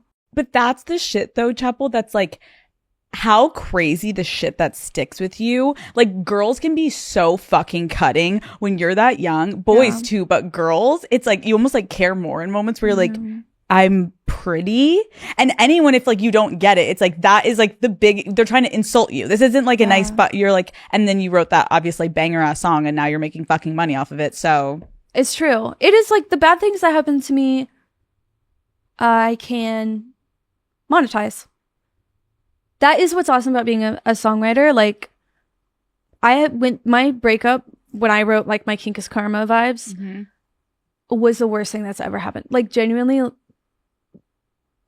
I don't think it could have been worse, but I got to like fuel an entire video and a song and a look, a character just based off of a horrible week of my life. And when you do that though, when you publish it, do you feel like finally like you've expunged your soul of all of that negativity, or does it still slightly hang on when you have to perform those songs?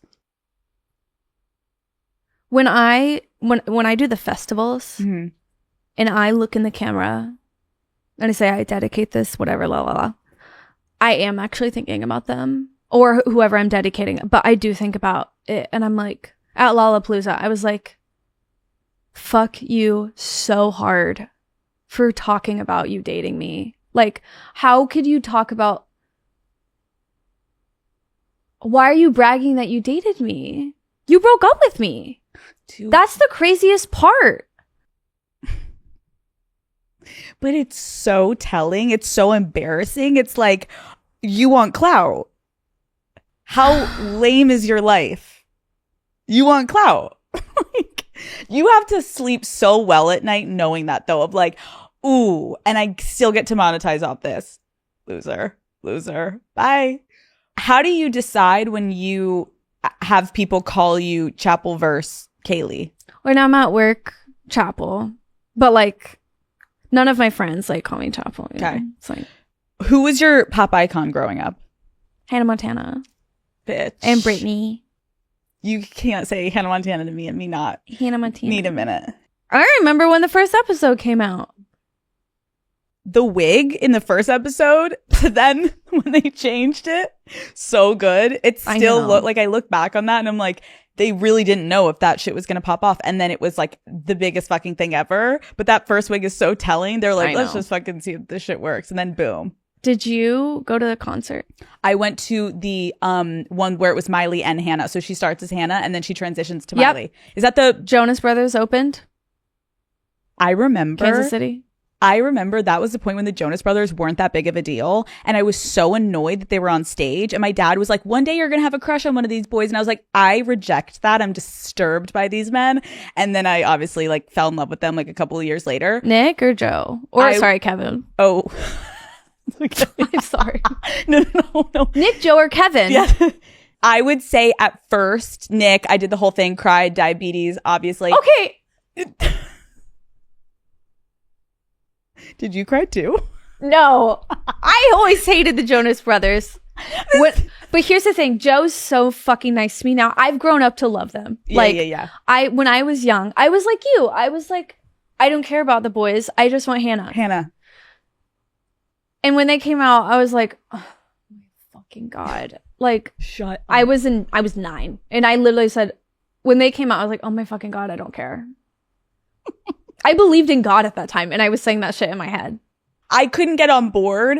And then, yes, Hannah at that point, like, do you remember like East Northumberland High, Good and Broken, You and Me Together, bitch? I made music videos to that shit. I was religious. And all of this to say, like, I love the Jonas. Like, when I was 9, I think it was just the lesbian in me that just had no interest in seeing them as an idol as a child. But now I'm like, work. Yes. Okay, I'm going to ask you, give me the first song that comes to mind when I tell you this. Ready? Favorite song to belt out in the shower?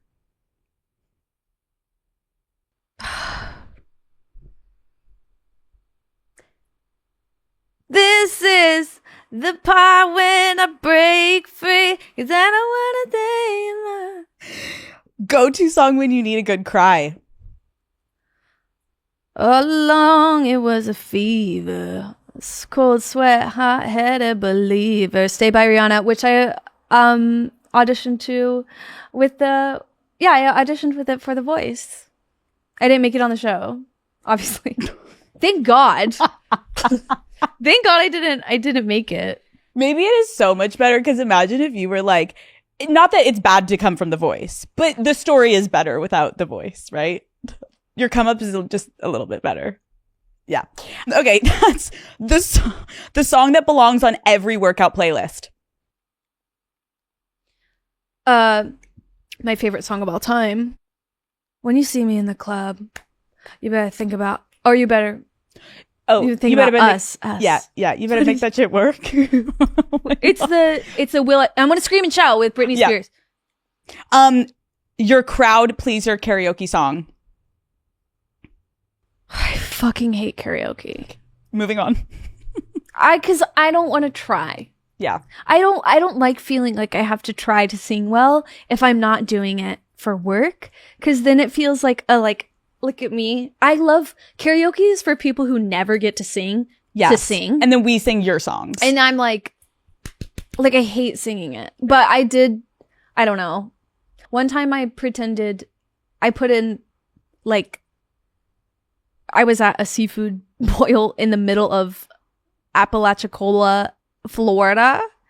We were an off day on tour, and we went to this seafood place, and there was just a dad playing guitar, and it was like, does anybody out there want to sing a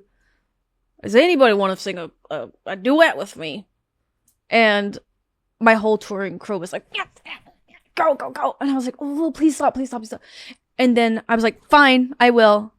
And he was like, come on up, what's your name? And I think I was like, Madeline. And he's like, Madeline, what do you want to sing? Here are my lists. And I look down and I see Shallow. And I was like, Shallow? And he was like, really? You want to do Shallow? And I was like, mm-hmm. And literally, I did it and I went, I'm on the deep end, up there. It was all old people and families. It was literally old people and then moms with 4 kids who were tired, and people turned around because I was ripping it. And afterwards, I just sat down. Literally, old people just started standing up, and they were like, "You have to try out for American Idol. You have to try out." No. And I was like, "Oh my God, stop! I'm not that good." And then I went to Orlando and opened for Olivia Rodrigo the next day. Dude, that fucking man just being like, really want to do this with me? Are me? you sure, honey? You're like, no, but let's fucking do it. And I was like, I don't know. I'm up here. Right. Hurry up before I fucking leave, dick. That's hilarious, though. Do you ever get moments like that of anonymity where you get to, feel like people actually don't know who you are anymore? Do you ever, dress up, disguise? I think people are scared of me. Really? I think I made a big enough deal about not talking to me that people do not talk to me. That's, I think, the truth of it all. And I've been with people friends who are artists, and they're when they're with me, they're it's a force field around us. People don't come up to me if I'm with you. And I think I'm just damn, baby, you say it too. You say, don't touch me. Don't touch me. Don't look at me. Don't talk to me. I don't know who you are. And they won't come up to bother you. What a concept. That is fucking hilarious, though, that other celebrities are like, bitch, look at what you did. It's a force field. And I'm not just by one person, by 3 or 4. Do you love it that you said it? It hurts that I have to. Yeah. It hurts. I know it really hurts people because they take it really, they feel like it's me disrespecting them, that I owe it to them, and that how dare I call it abuse. And it's or complaining about success. I get that a lot. But I'm not complaining about success. I'm just complaining about creepy behavior. I love admiration. Everyone loves admiration. Like, I just don't want you to like interrupt me at like when I'm having a fight with my girlfriend. Like, don't fucking be like, can I get a photo when I'm crying, talking to my girlfriend? That's fucking crazy.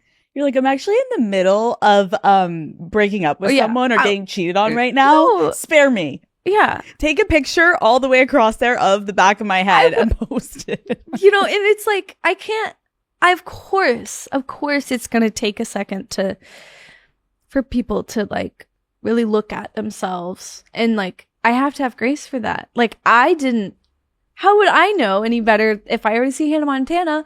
I would have to tell her that I love her music so much and that like she means a lot to me. But in reality, it's like, no, I don't. Because that's not Hannah right there. That's not Hannah. That's Destiny. Hope. Cyrus. Anyway, sorry. I fucking love you. Okay, you wrote your song at Pink Pony Club about the Abbey here in Los Angeles. True or not true? Yes, true. Why are you looking away from me? Have you had your phone stolen there? Have I had my phone stolen at the Abbey? I've never gone to the Abbey because apparently, because you get your you get your phone stolen. Wait, what?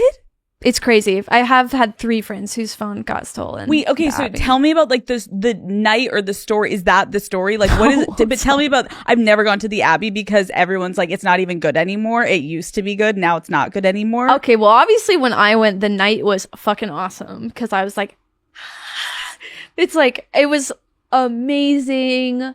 And I just couldn't stop dancing, and I was obsessed with the go-go dancers. And the music was so loud, and everyone was so hot and making out, and I had never seen anything like it. And I wanted to be a go-go dancer, exotic dancer after that. And so I was like looking into it, and I just was like, I felt like really embarrassed if someone from like a record label were to see me dancing. I would just feel really embarrassed because I don't know, like I just felt really self-conscious.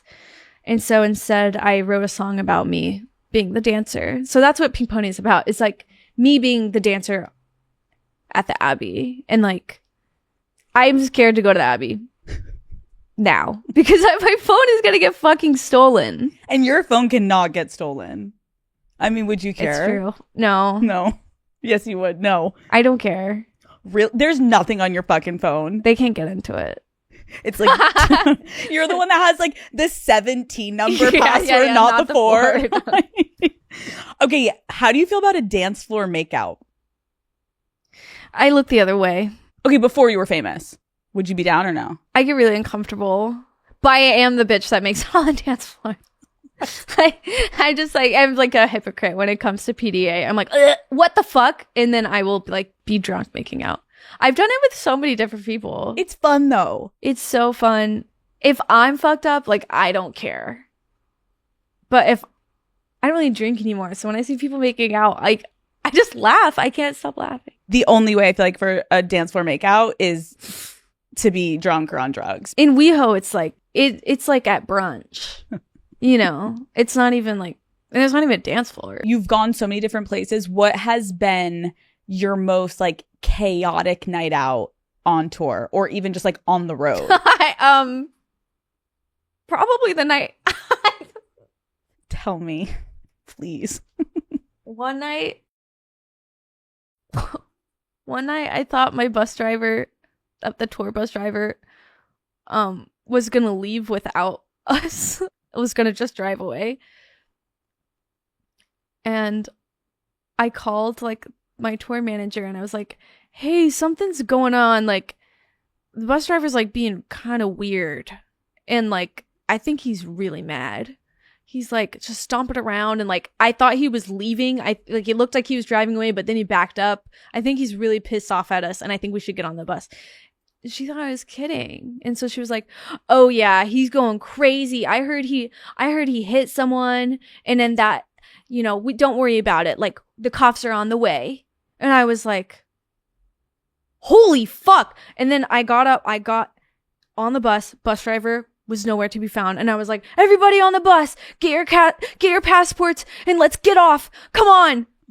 it's literally like the sound team. Like I'm about to start crying. Everyone's drunk. Like it's so bad. It's like after a show, it's the night before we go to Coachella, and I'm like, the cops are coming. Everyone get it. Get out. Get out. The cops are coming. Get your passports. Get something that's important to you and get off the bus. I didn't know my tour manager was kidding. And so then I was so fucked up and I was just crying. I was like, something's really wrong. Like the bus driver's being really weird and we're not going to be able to make it to Coachella. And my tour manager was like, I was kidding. And I was like, then what's going on? Dude. Like, then what's even going, like, but the bus driver is being weird. What do we do? And she's like, I literally don't, like, no one knew what to do. And I was like, I'm just confused. We have to make it to Coachella. We have to. And Dude, we did. this poor man like walks out of peeing and is like, why is everyone acting weird? No, that is what fucking happened. He's You're like, holding your cats and your passports and you're like, he's gonna attack us. no, that's literally what happened. He's like, I'm not going to attack you. Nothing's wrong, guys. And You're like, oh, okay. I was just so drunk. I was like, he's on a rampage. Everyone get off the bus. You're like, sorry, sir. We love you. Drive. Oh, dude, alcohol can do some weird fucking shit to I don't you. drink anymore. I shouldn't. The only time I drink, actually the only time I drink is my birthday, and I had my birthday. Wait, how did you celebrate? I went to Jumbo's Clown Room. How Have you was that? been? No. Oh, you Tell me love everything. It's a strip club, but it's not like it's very gay. It's like a lot of lesbian vibes. Are you a lap dance girl? Like, what's your vibe at a They strip gave club? me a lap dance, and it was fun. Usually those things are really make me uncomfortable, but I was drunk, so I didn't care. Classic. And yeah, I rented the whole place out. It was a dream birthday. It was a dream come true. And those Fucking girls fun. fucking know how to work a pole. The pole does not spin. Like, it's not, they do it. Like, it's real. I remember like the last time I was at a strip club, I remember just like staring at them in awe. And I was like, I hope they don't think this is creepy, but like, I'm genuinely just so fascinated by how you're doing that because like my neck hurts and my back hurts watching you do that. You're fucking incredible. They're iconic athletes. Cheers to the girls. How has your relationship to your sexuality evolved over the years? Obviously, I've come into being more comfortable with saying I'm queer, with dating women.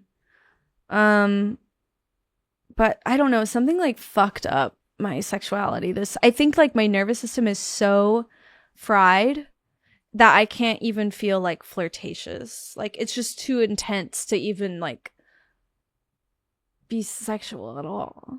It's just too sensitive, you know? Do you want to be, or you're not feeling like you're missing anything? No, I do. I want to be because I think that like that was a part of myself that was fun. And like, I feel like that part of me exists on stage, but off stage, it's like, it's this kind of, I kind of reverted back to a very shameful part of myself and how I relate to sex. Just because it's like when there's so much of you in the world that is exposed, then like being sexual with someone is so vulnerable because the rest of your life is so vulnerable that it's like, it almost is too, I want to save something. Like, I just don't want to be that vulnerable with so many fucking people. Do you ever though like resent the Chapel Roan moments? Because then you're saying you're feeling it on stage. You're like enjoying yourself. You're feeling sexual. Then you're going home as Kaylee and being like, I just don't want to enjoy that. Like, are you ever like, fuck, am I sacrificing my real moments of being able to find myself and embrace my sexuality for people and my art? I resent myself I resent the job because I can no longer, yes, sexuality has like, it's just different now. And like, but I resent not being able to like be a friendly neighbor because I can't like go out and meet my neighbors and be like, hi, I'm Kaylee. I live here. This is what my car looks like. This is what time I'm home and when I'm not, you know? So then people all of a sudden know exactly. It's just a recipe for a stalker situation. So I resent that part of my career path. There's just so much you don't know that you're signing up for. You don't know that you're signing up that your body changes. Yeah. It is like going through puberty. And that's what I was told. I didn't really know if that was true, but the pop girls were like, it feels like a second puberty. I do think like what I appreciate about you saying that though is like I feel like it's important to recognize that your passion for art, the goal is for people to enjoy it because you love it. You want people to connect to it. You want people to experience it. But that obviously comes then with the fame aspect. And then fame is the thing that I think people get so frustrated by you saying that. But it's like, no, like you love your art. That's not what you're saying you don't love. You're saying you don't love the thing that comes with that. And I think, but the beautiful thing is the art. Like, what do you think Chapel Roan would mean to young Kylie? I don't even know if my younger self would be able to register that as a part of me. Like, that's how removed I was so like opposite of me now. Like, it just wasn't awoken. It like awakened in me, you know, like young Kylie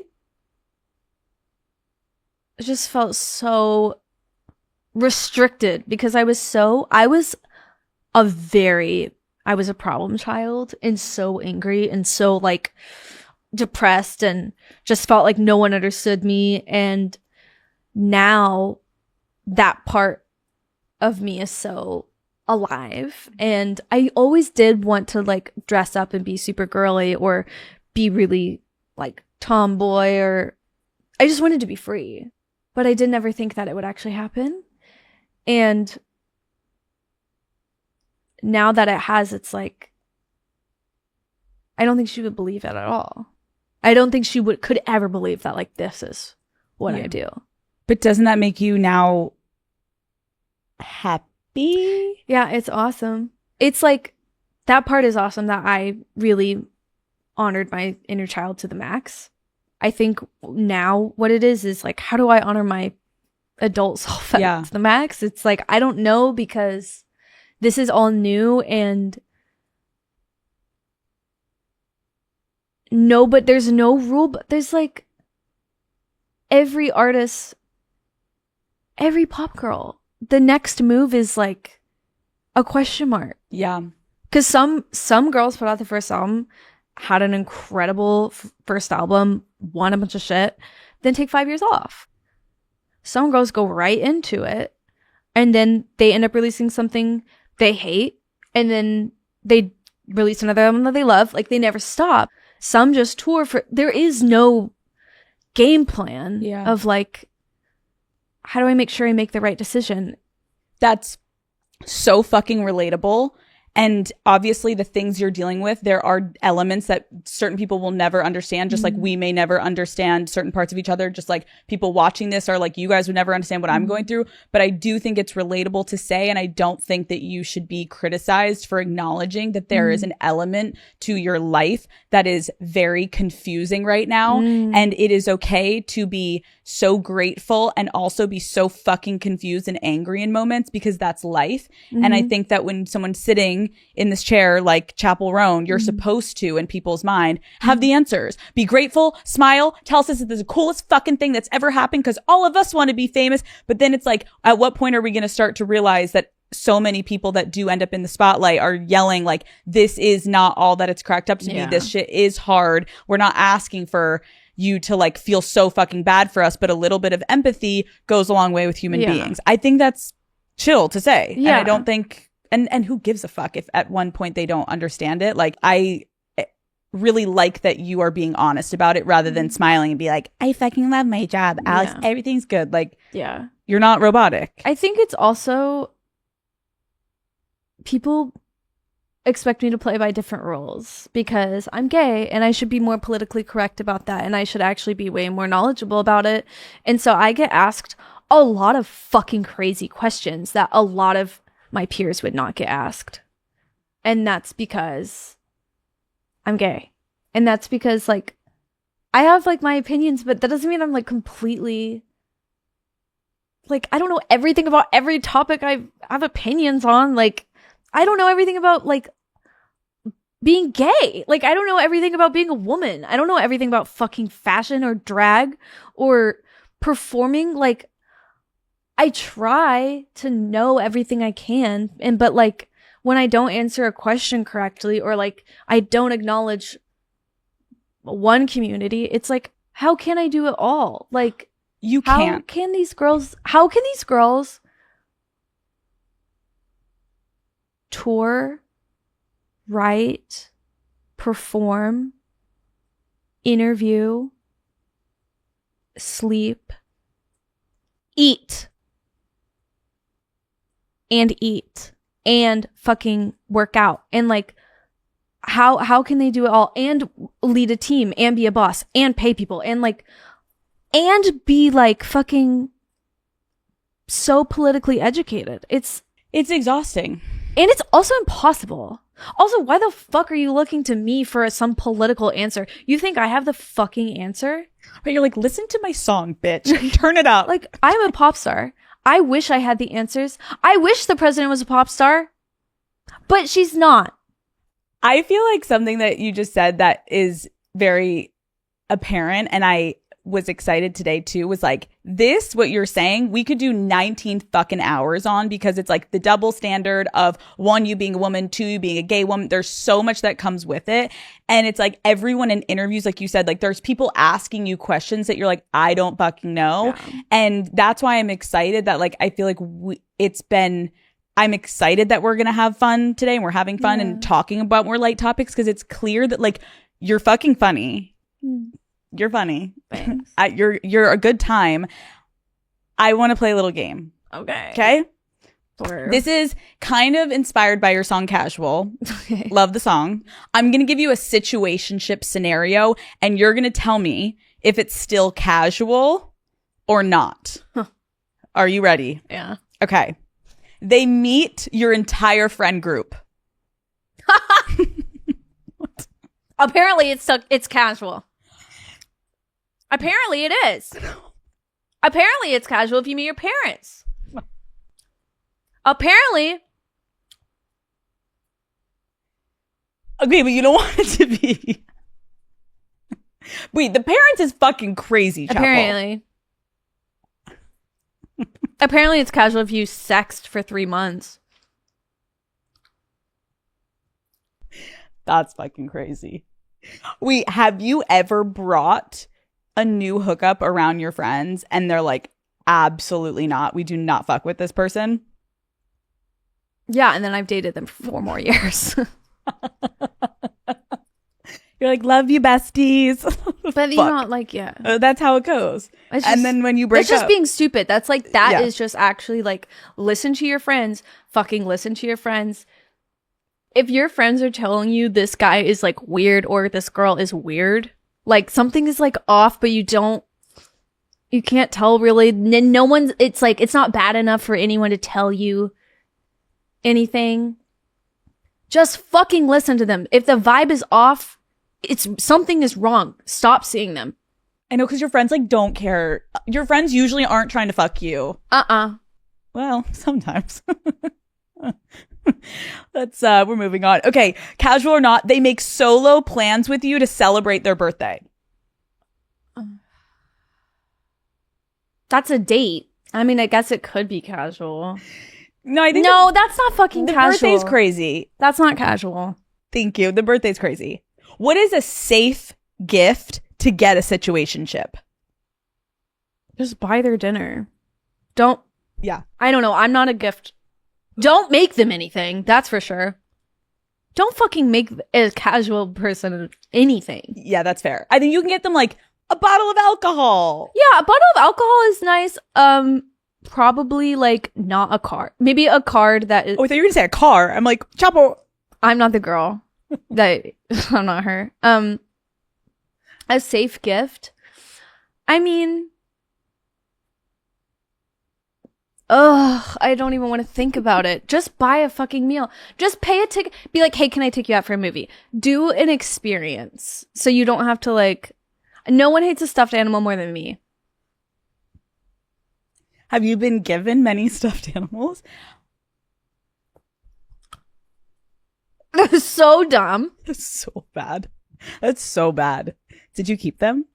I think I burned a pile. There was something going on when I was 17. Okay, they start calling you pet names before you're official. That's like flirty. Oh, pet names like Boo Boo? Oh. So or like what? Oh. What is the pet name that you... I don't know. What's a pet name that you've been called? What's the cringiest pet name that you have ever had called to you or you called someone? Don't lie to me. I don't know what was wrong with me. It's just going to give away who it is. I can't do it. It will? Yeah. No, it's fine. It's fine. What do you... I mean, I don't know. What is the... I'm maybe... Like, obviously, they're like babe and baby, but then there's like the weird ones where it's like... Cuddlekins, that type of thing. Or like stuff in movies. Yeah. That was good. Kettlekins. I've never heard that. Okay, what is the most extravagant thing you've ever bought someone? Probably like Venmoing my brother $500. I love that we're playing a romantic game and you're Wait, like... is it... You're like, my brother. I thought it was in general. That's very romantic. I said the most... That's actually so fucking crazy. I said the most romantic thing you've ever done to My brother. My brother, Venmo, duh. $500, bitch. I mean, maybe. Most extravagant gift is like writing music for them. I wrote an entire EP for someone. It never came out. What? Mm-hmm. Yeah. Did they hear it?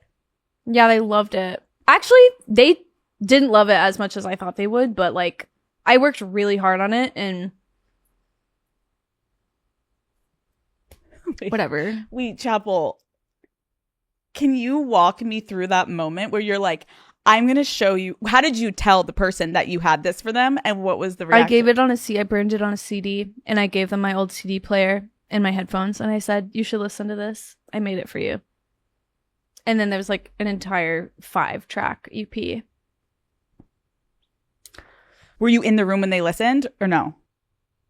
I don't remember, but I did like handwrite all the lyrics and like it was like honestly awesome. And I think I've never given a gift like that again because I was so burned by like the relationship. I'm like, fuck that. I'll never do that again. Bye. How long after did you break up? Like 2.5 years later or something like that. Yeah. It was crazy. You would never release one of those songs? They're not good enough. Okay. Okay, you sleep at each other's houses multiple times a week. Casual. Apparently. I can't stop saying apparently because I've been in all these fucking situations and like I don't think so. I think that's like I guess it's kind of casual. No. Like 3+ times, it's not casual. Yeah, 3+. 2 times is like fine, what the fuck ever. Like a Friday and like a booty call on like a Tuesday. Fine. Do you feel like you're usually in the position where the person you're seeing is in the power position, or are you in the... I'm getting a little bit of a vibe here, Chapel, that maybe you're not in power. Yeah. Yes, because I've been in the past desperate for companionship, so I will go along with what they want. Relatable. And will give up like basically my values and yeah. I would just I would throw away my personality. Because I don't want to be lonely. And then I get mad at them for like being like, this is casual. whatever, you know. And I'm like, but I threw away my entire personality for this. Like I gave up my weekends for this. Like, you know what I mean? And that's why I'm like bitter about it. But honestly, yeah, it's like, next question. I just want you to know that that clip is going to replay in people's mind because that is the most relatable fucking thing anyone has ever said sitting in that fucking chair. Because I have done the same fucking thing. And it's never worth it. Never. And the thing is, like, all the people that I threw my entire life away, my self-respect, like, I disregarded all my friends. I disregarded all, like, my gut feelings. I disregarded. You know what? It never fucking works out. Ever. It never works out. Anyone you have to throw anything away for, it never works out. Or you get married and then you get divorced. And you think that'll get better when you get married, but it never does. It only gets worse. Yeah, rewind to your friends having fucking kids. You said they're in hell. But they're in hell because they love their kids. Have your friends ever successfully set you up with someone? No. I'm hard. What? Oh, wait, yes. Oh my God. Yeah, I dated someone for a year because my friend set me up. Bad or good decision?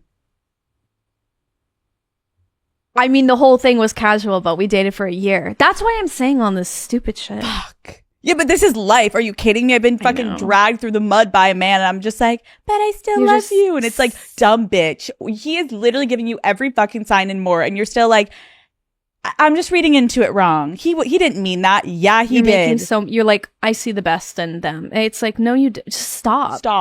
Stop. You're disgusting. I look back at my younger self. I'm like, you need to be done. Go fucking celibate. You didn't know. I know. It's so fucking sad. Wait, are you a good wing woman?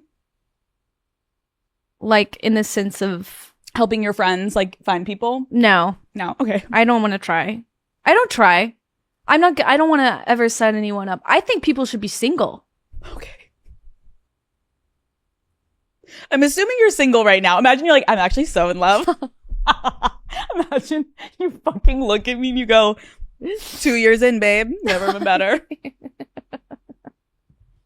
Wait, are you single? No. You're fucking lying. Call Her Daddy is brought to you by Tinder.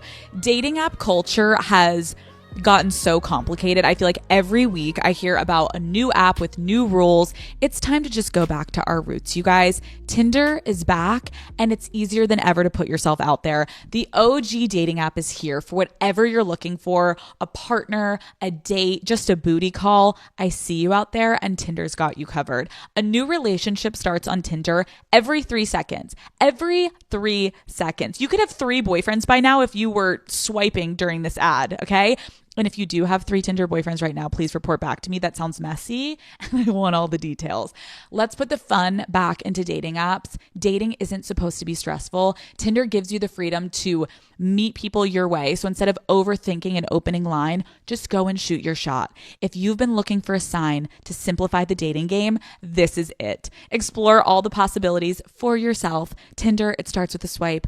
Download Tinder today. Wait, are you single? No. You're fucking lying. No, you're lying. You're fucking lying to me right now. Chapel? How long? 6 months. Is it casual? No. Serious? It's serious. It's serious. How does that make you very feel? in love. But I am pro single. Everyone should be single. I'm serious. Be single. Stop dating. Be single. Have a great time alone. Find out for yourself if you can 100% be okay alone before you date. That's what I found out. I had a great time when I was single. And now, I know that I will be okay. And now I have an awesome time that I'm with someone. Like, how'd you meet? I'm like, rewind, bitch. You can't just drop that shit and be like, but anyways, be single. And any next question? I love being single. But it's you're awesome. But even if I was, I'd be okay. Being single is the most incredible time in your life to actually be so fucking selfish so that the next time you get into a relationship, you know, you're like, I'm never going to put up with this anymore because guess what? Doing this shit by myself is better. So unless you're making my life better, fuck right off. Okay, come on. What's the question? How did you meet? Through a friend. But it wasn't a setup. Okay. Just like, Yeah. I was like, who made the first move? me. I'm usually the one to make, in every circumstance, I make the first move. Can you explain to me how you start the dating process with someone? Like, are you having to have them come over to your house? Are you going out in public? I haven't dated someone since, like, this all, like, really, really blew up. Yeah. Like, before I became, I'm dating the same person that I was dating before I got, like, it blew up. Big, so okay. I'm not sure how I would date now. I think it would actually be a nightmare. I think I would be, like, so fucking single right now. Yeah. Because you're terrified of like, their intentions. I'm scared. I don't trust anyone. I just think in my head, I'm like, any new person that I am texting, I'm like, I'm assuming they will screenshot this and like send it to someone else. That's like why I can't. You're like, I guess we're getting married. No, yeah, I know. Lucky for you. Yeah. How would you describe your type? I really don't have one. I know everyone said that, but like, I don't know. I just love, as far as like looks and stuff, I don't like really have a type, but I love art girls, like weird art girls who love to read and love to like, who are like very niche. Like, I probably like a girl that collects things and like is okay with an exotic pet, owned a hamster one time and would own one again, or like doesn't give a fuck about their car, will pick up a worm, is not scared of like bugs and snakes, can get down watching a foreign film, would be okay like having zero plan. So like, have you ever taken the Enneagram test? I have, and I cannot tell you what my fucking number is because I did it so long ago. I think I'm an 8. Are you gonna walk out on me? I'm an 8. No, that's rare. I remember taking it. Everyone thought I was gonna be a 2. What the fuck is a 2? And you're an 8? I'm an 8. That's iconic. Do you like me more now? I am. You're gonna say you love me. Yeah, we're both 8s. What does I that like mean? a 7. A 7 is someone who's like the enthusiast, like someone who's just like, woo, party. I just want to have a good time. Maybe and, like, that's what I am. The enthusiast? What's an 8 called? the challenger. I'm the challenger. That's me. Dude, that's me. What the fuck? That's cool. That's why I'm like pointing at people on the red carpet. I'm like the challenger. Okay, good to know. What is the boldest thing you've ever done to shoot your shot with someone? Send a nude, I guess. I don't know. Just like we'll be talking like regular and I'll be like, that was one time. Another time, oh, this was so fucked. This was so fucking stupid. I do not think, I'm like actually not proud of this. Ex-boyfriend's at the club. I'm at the club. I see him hitting on this girl. And I'm like, why the fuck is he doing this in front of me? This is evil. Like, we're both single at this point. So, whatever. He goes to the bathroom. I go up to this girl. And I'm like, I think you're so pretty. And then I steal her. And then at the end of the night, we were just making out. And he's just standing there. That's weaponizing gay. No. Actually. No. Chapel, That's called being evil. And it's like, I was so fucked up. I was on multiple drugs. So was that girl. I don't even know what he's on. Like, and that girl, like, her name was something crazy. It was like Princely or something like that. It was crazy. Were you even into her? Or were you just like, yeah, she was so pretty. And then I threw up outside and I was like, actually, this is so dumb. Like, what am I doing? Did you wake up the next morning with the scaries, or were you like, victory? I was just like, yeah, shame on you, you weaponized gay. I will never do that again. Okay, but it made for a good fucking story on Call Her Daddy. Yeah. Do you have any immediate deal breakers? Car shit. Yeah, you really, this car shit is not. Something happened to me. I don't Yeah, what the fuck? Something happened to me. Jesus. Bad breath. Chewing with their mouth open is cray. People who like don't tip. Oh my God. That freaks me out. Or if they treat their waiter bad, I will never talk to them the same. I feel like people always, whenever people are like, oh, that's like obvious, but I'm like, no, but I feel like when it's rare, but when it happens, it is like so fucking crazy. And you sit there and you're like clenching your body. Like you hear about this in the movies and it's fucking happening in front of my eyes. Get the fuck out of here, you freak. I don't like that. I don't like when they talk about their exes badly or the women in their family badly. I don't date men anymore, but that was like a common thing. It's so crazy. It was like talking shit about their mom, about their sister. Yeah, dude. It's like I'm sensitive to smells. So, but I'm thinking about immediate deal breakers. I don't know, dude. Like, I think their music taste says a lot. What would turn you off? Like, if someone doesn't like Beyonce, I'm like, that says a lot more than what I need. You know what I mean? Is there anything that they could be into that you're like, no?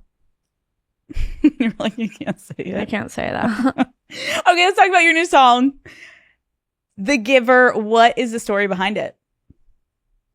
Well,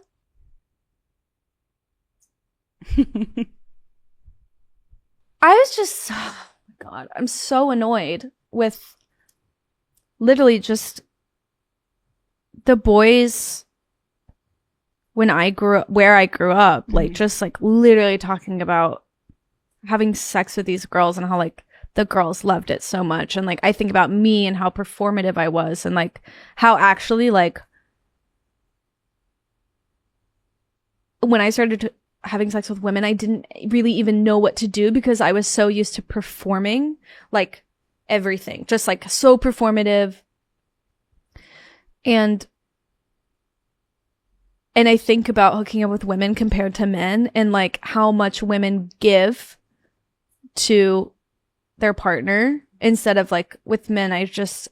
Obviously I was dating some not awesome people, but what the common denominator was like they could not get it through their head like what they're doing like wasn't right. And even if I was being like, I don't think that feels good, they were still doing it. But at that point it's on me. It's like, bitch, just break up. What is wrong with you? But the fact that I have dated so many guys who do it wrong and don't really, they haven't figured out that they need to do better, that they need to give more, the giver. What I'm saying in the song is these country boys are not going to give you what you need. If you want to have an orgasm, which a lot of ladies don't, apparently. No. I didn't care about it my whole life, obviously, until I met women. And so it was like such a like, holy fuck. I'm gonna write The Giver about showing that actually sex should be a giving experience. And it's, of course, we love the kinky girls, of course we love the doms, we love the subs, like love, but there's still a give and there's still a giving, whatever. So I wrote The Giver about that. Just about like, I think specifically in femme relationships, it's such an understanding that it is so a giving give, you know? It's mutual. And I just feel like when I was with men, it wasn't mutual. I'm like, how did you date me for 4 years and you weren't concerned that I did an orgasm? Not once. Again, it's on me. Like, boo boo, you decided to stay in that relationship. But it's like, if I could not get my girlfriend there, I would do everything. I would do anything, however long. I don't care. I would do anything. Why did they not do anything? Why didn't they want to do anything? Why didn't they want to do everything for me? We just start crying. I do everything for my girlfriend, you know? No, it's so fucking sad. I was in the same position. I stayed in a relationship and I literally would just lay there and be like, I think he actually thinks he's hitting the clit, and like he's at like the bottom of my labia. Like, but do you tell him to go up? I in moments would, but I would find like it's fucking hard because then they shut down and then they're like, and then it's like, oh my God, I'm so sorry. Like, your little fucking ego, you piece of shit. But no, then you're just like, Jesus Christ. And then you're like, I literally would like go in the shower and just fucking masturbate. Yeah. Like, God bless me in America. Yeah. Fuck. But then eventually I started to get fucking vocal towards the end of like, if you can't fucking find it in 30 minutes, I gotta go. Yeah, then it is kind of on you. When I started hooking up with women, I realized how easy it is, actually. Thank you. I realized how easy it is to eat a girl out. And how this whole time I thought it was, your neck hurts so bad. It's like hard, my jaw hurts. You know what's hard? Sucking dick.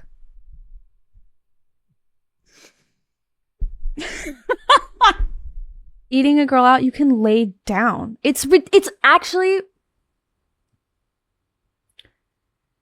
I was fooled. I was foolish to think that, of course it wasn't as hard as what I was doing for them. Of course it wasn't. That's why I would never do anal. Because I was like, then let me peg you. They would be like, oh, no way. Why not we just try? Let me peg you, and then maybe we'll try. Right, like let's Uno reverse. We both, if you want to do it, I want to do it. And then they're like, no, babe, I should in it. What? Ooh. That's one thing that we both have. We both have that type. We both have that hole. Figure it out. But when I started hooking up with women, I was like, fuck you guys. This is one, enjoyable, first of all. Finally. Second of all, way easier. It's actually fucking crazy. So what? You can't find the clit. Work harder. It may take 10 minutes longer. That's fine. I was always confused why my boyfriends didn't want to go down, like... Because they're just so fucking selfish. Is that what it is? Or Yeah. do you think that men don't actually like vulvas? I think they do. You think they do like them? I think they do. I think they're terrified of their masculinity being threatened if they don't really know what to do because they're so fucking dumb. So then they just are like, I guess it's different with certain men. Have you hooked up with a woman? No. Should I? Yeah, first of all, yes. Matt?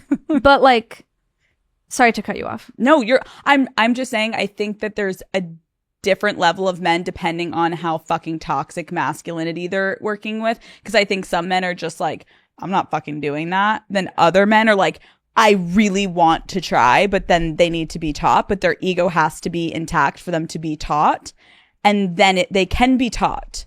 Trust me, they can be taught. Sucking dick. You only do one thing. Sometimes you can get crazy. But really, it's only one type of motion. Vulvas are so different and so intricate that it's hard. It's harder to find a clitoris and do exactly what someone with a clitoris likes than sucking a dick. That's completely fair. Because it's like you have to also stay at the certain pace if they're going to, like, it's a whole... Yeah, like, it is a lot more complicated, but like... I am just confused why, like... I'm just confused. You know what? I'm confused by myself for staying and settling. I think that's fair. I think a lot of people are. Do you like to give first or receive first with your partner? Give first. Okay. PDA or keep it private? Don't fucking do that. Okay. Don't. Actually, legit don't. I just got like really stressed out. FaceTimes or phone calls? I like both. Okay.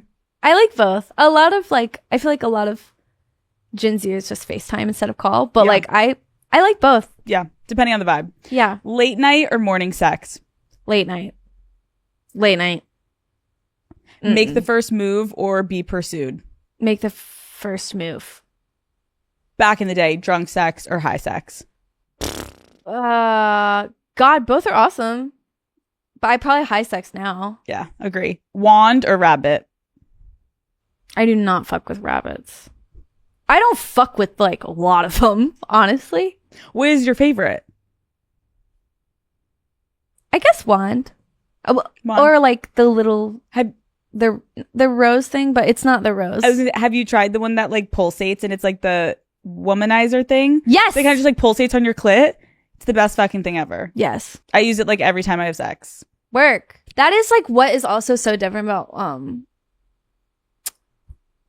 for me, it's for some reason a lot of men that I've been with have been really uncomfortable with me using toys, but I think it's a given with a lot of gay sex, so it's kind of awesome that that's not even an issue. I think that every single person should be able to bring toys into the bedroom, and if your partner doesn't let you, he's a little fucking bitch boy. Okay, I promise we're wrapping up. Just a couple more questions. I want to just talk to you about, obviously your career has been fucking insane this year. I don't even have words to describe it, and with so much of that comes what we were talking about earlier of just pressures and things that you don't know how to handle. Have any female artists in the industry ever reached out to you to offer support in all of this? Yeah, almost every girl. Wow. Yeah, it's really awesome. What piece of advice do you think has helped you the most in all of this?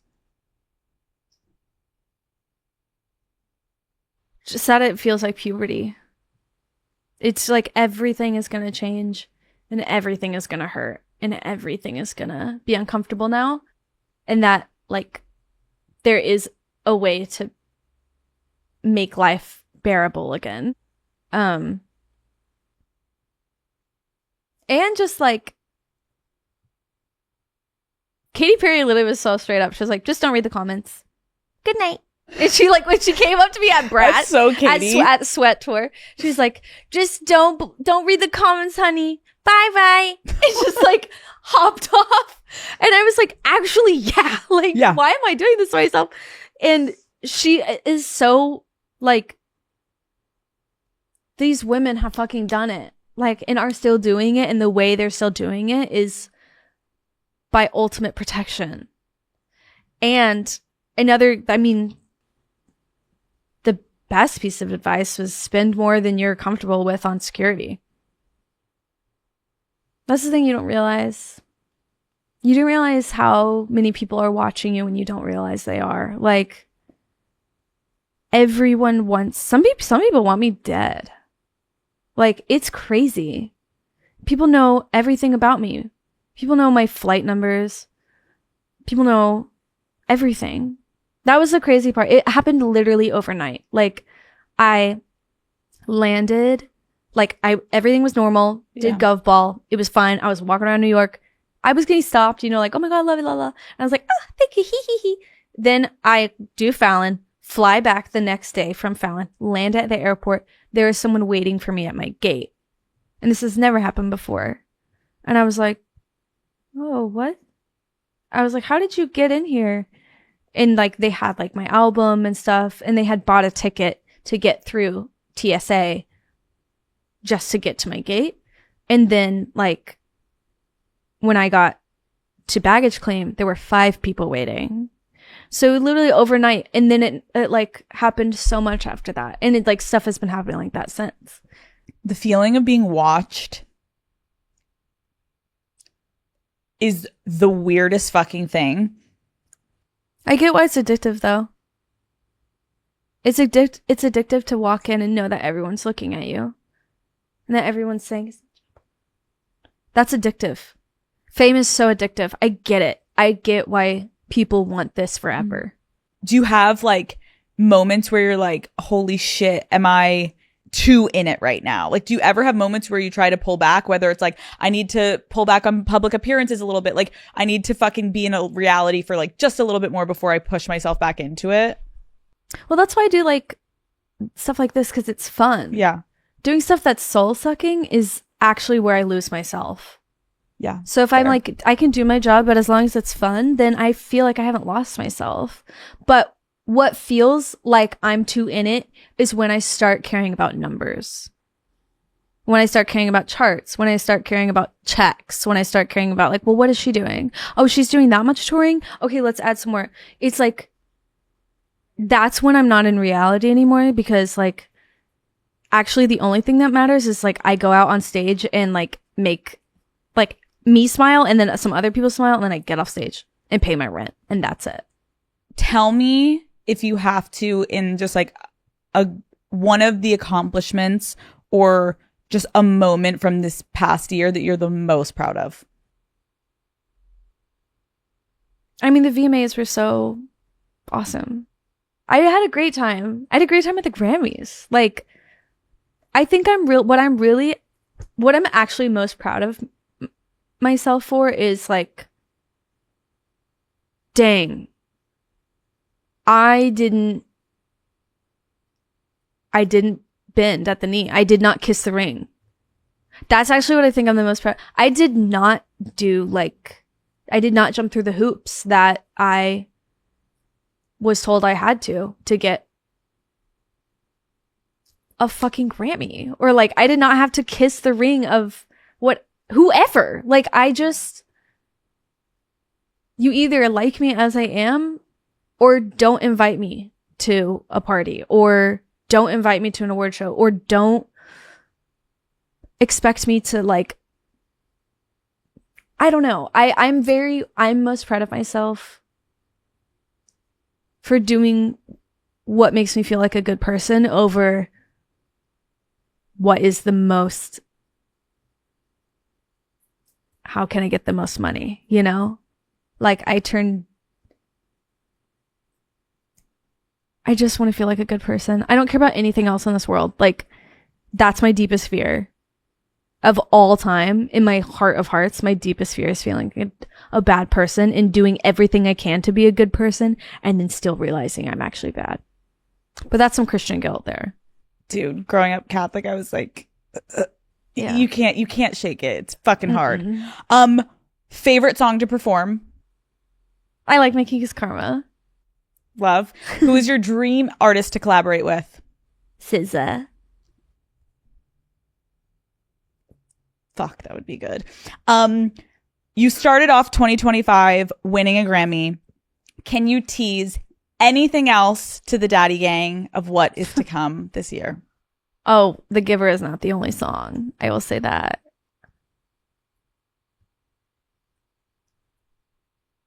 And girl, you know I'm going to be coming out with looks for the festivals. Chapel Roan, thank you so much for coming on Call Her Daddy.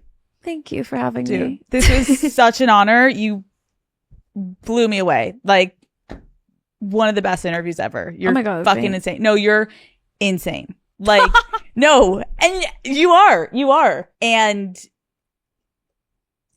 good vibes. Thank you. I like your questions.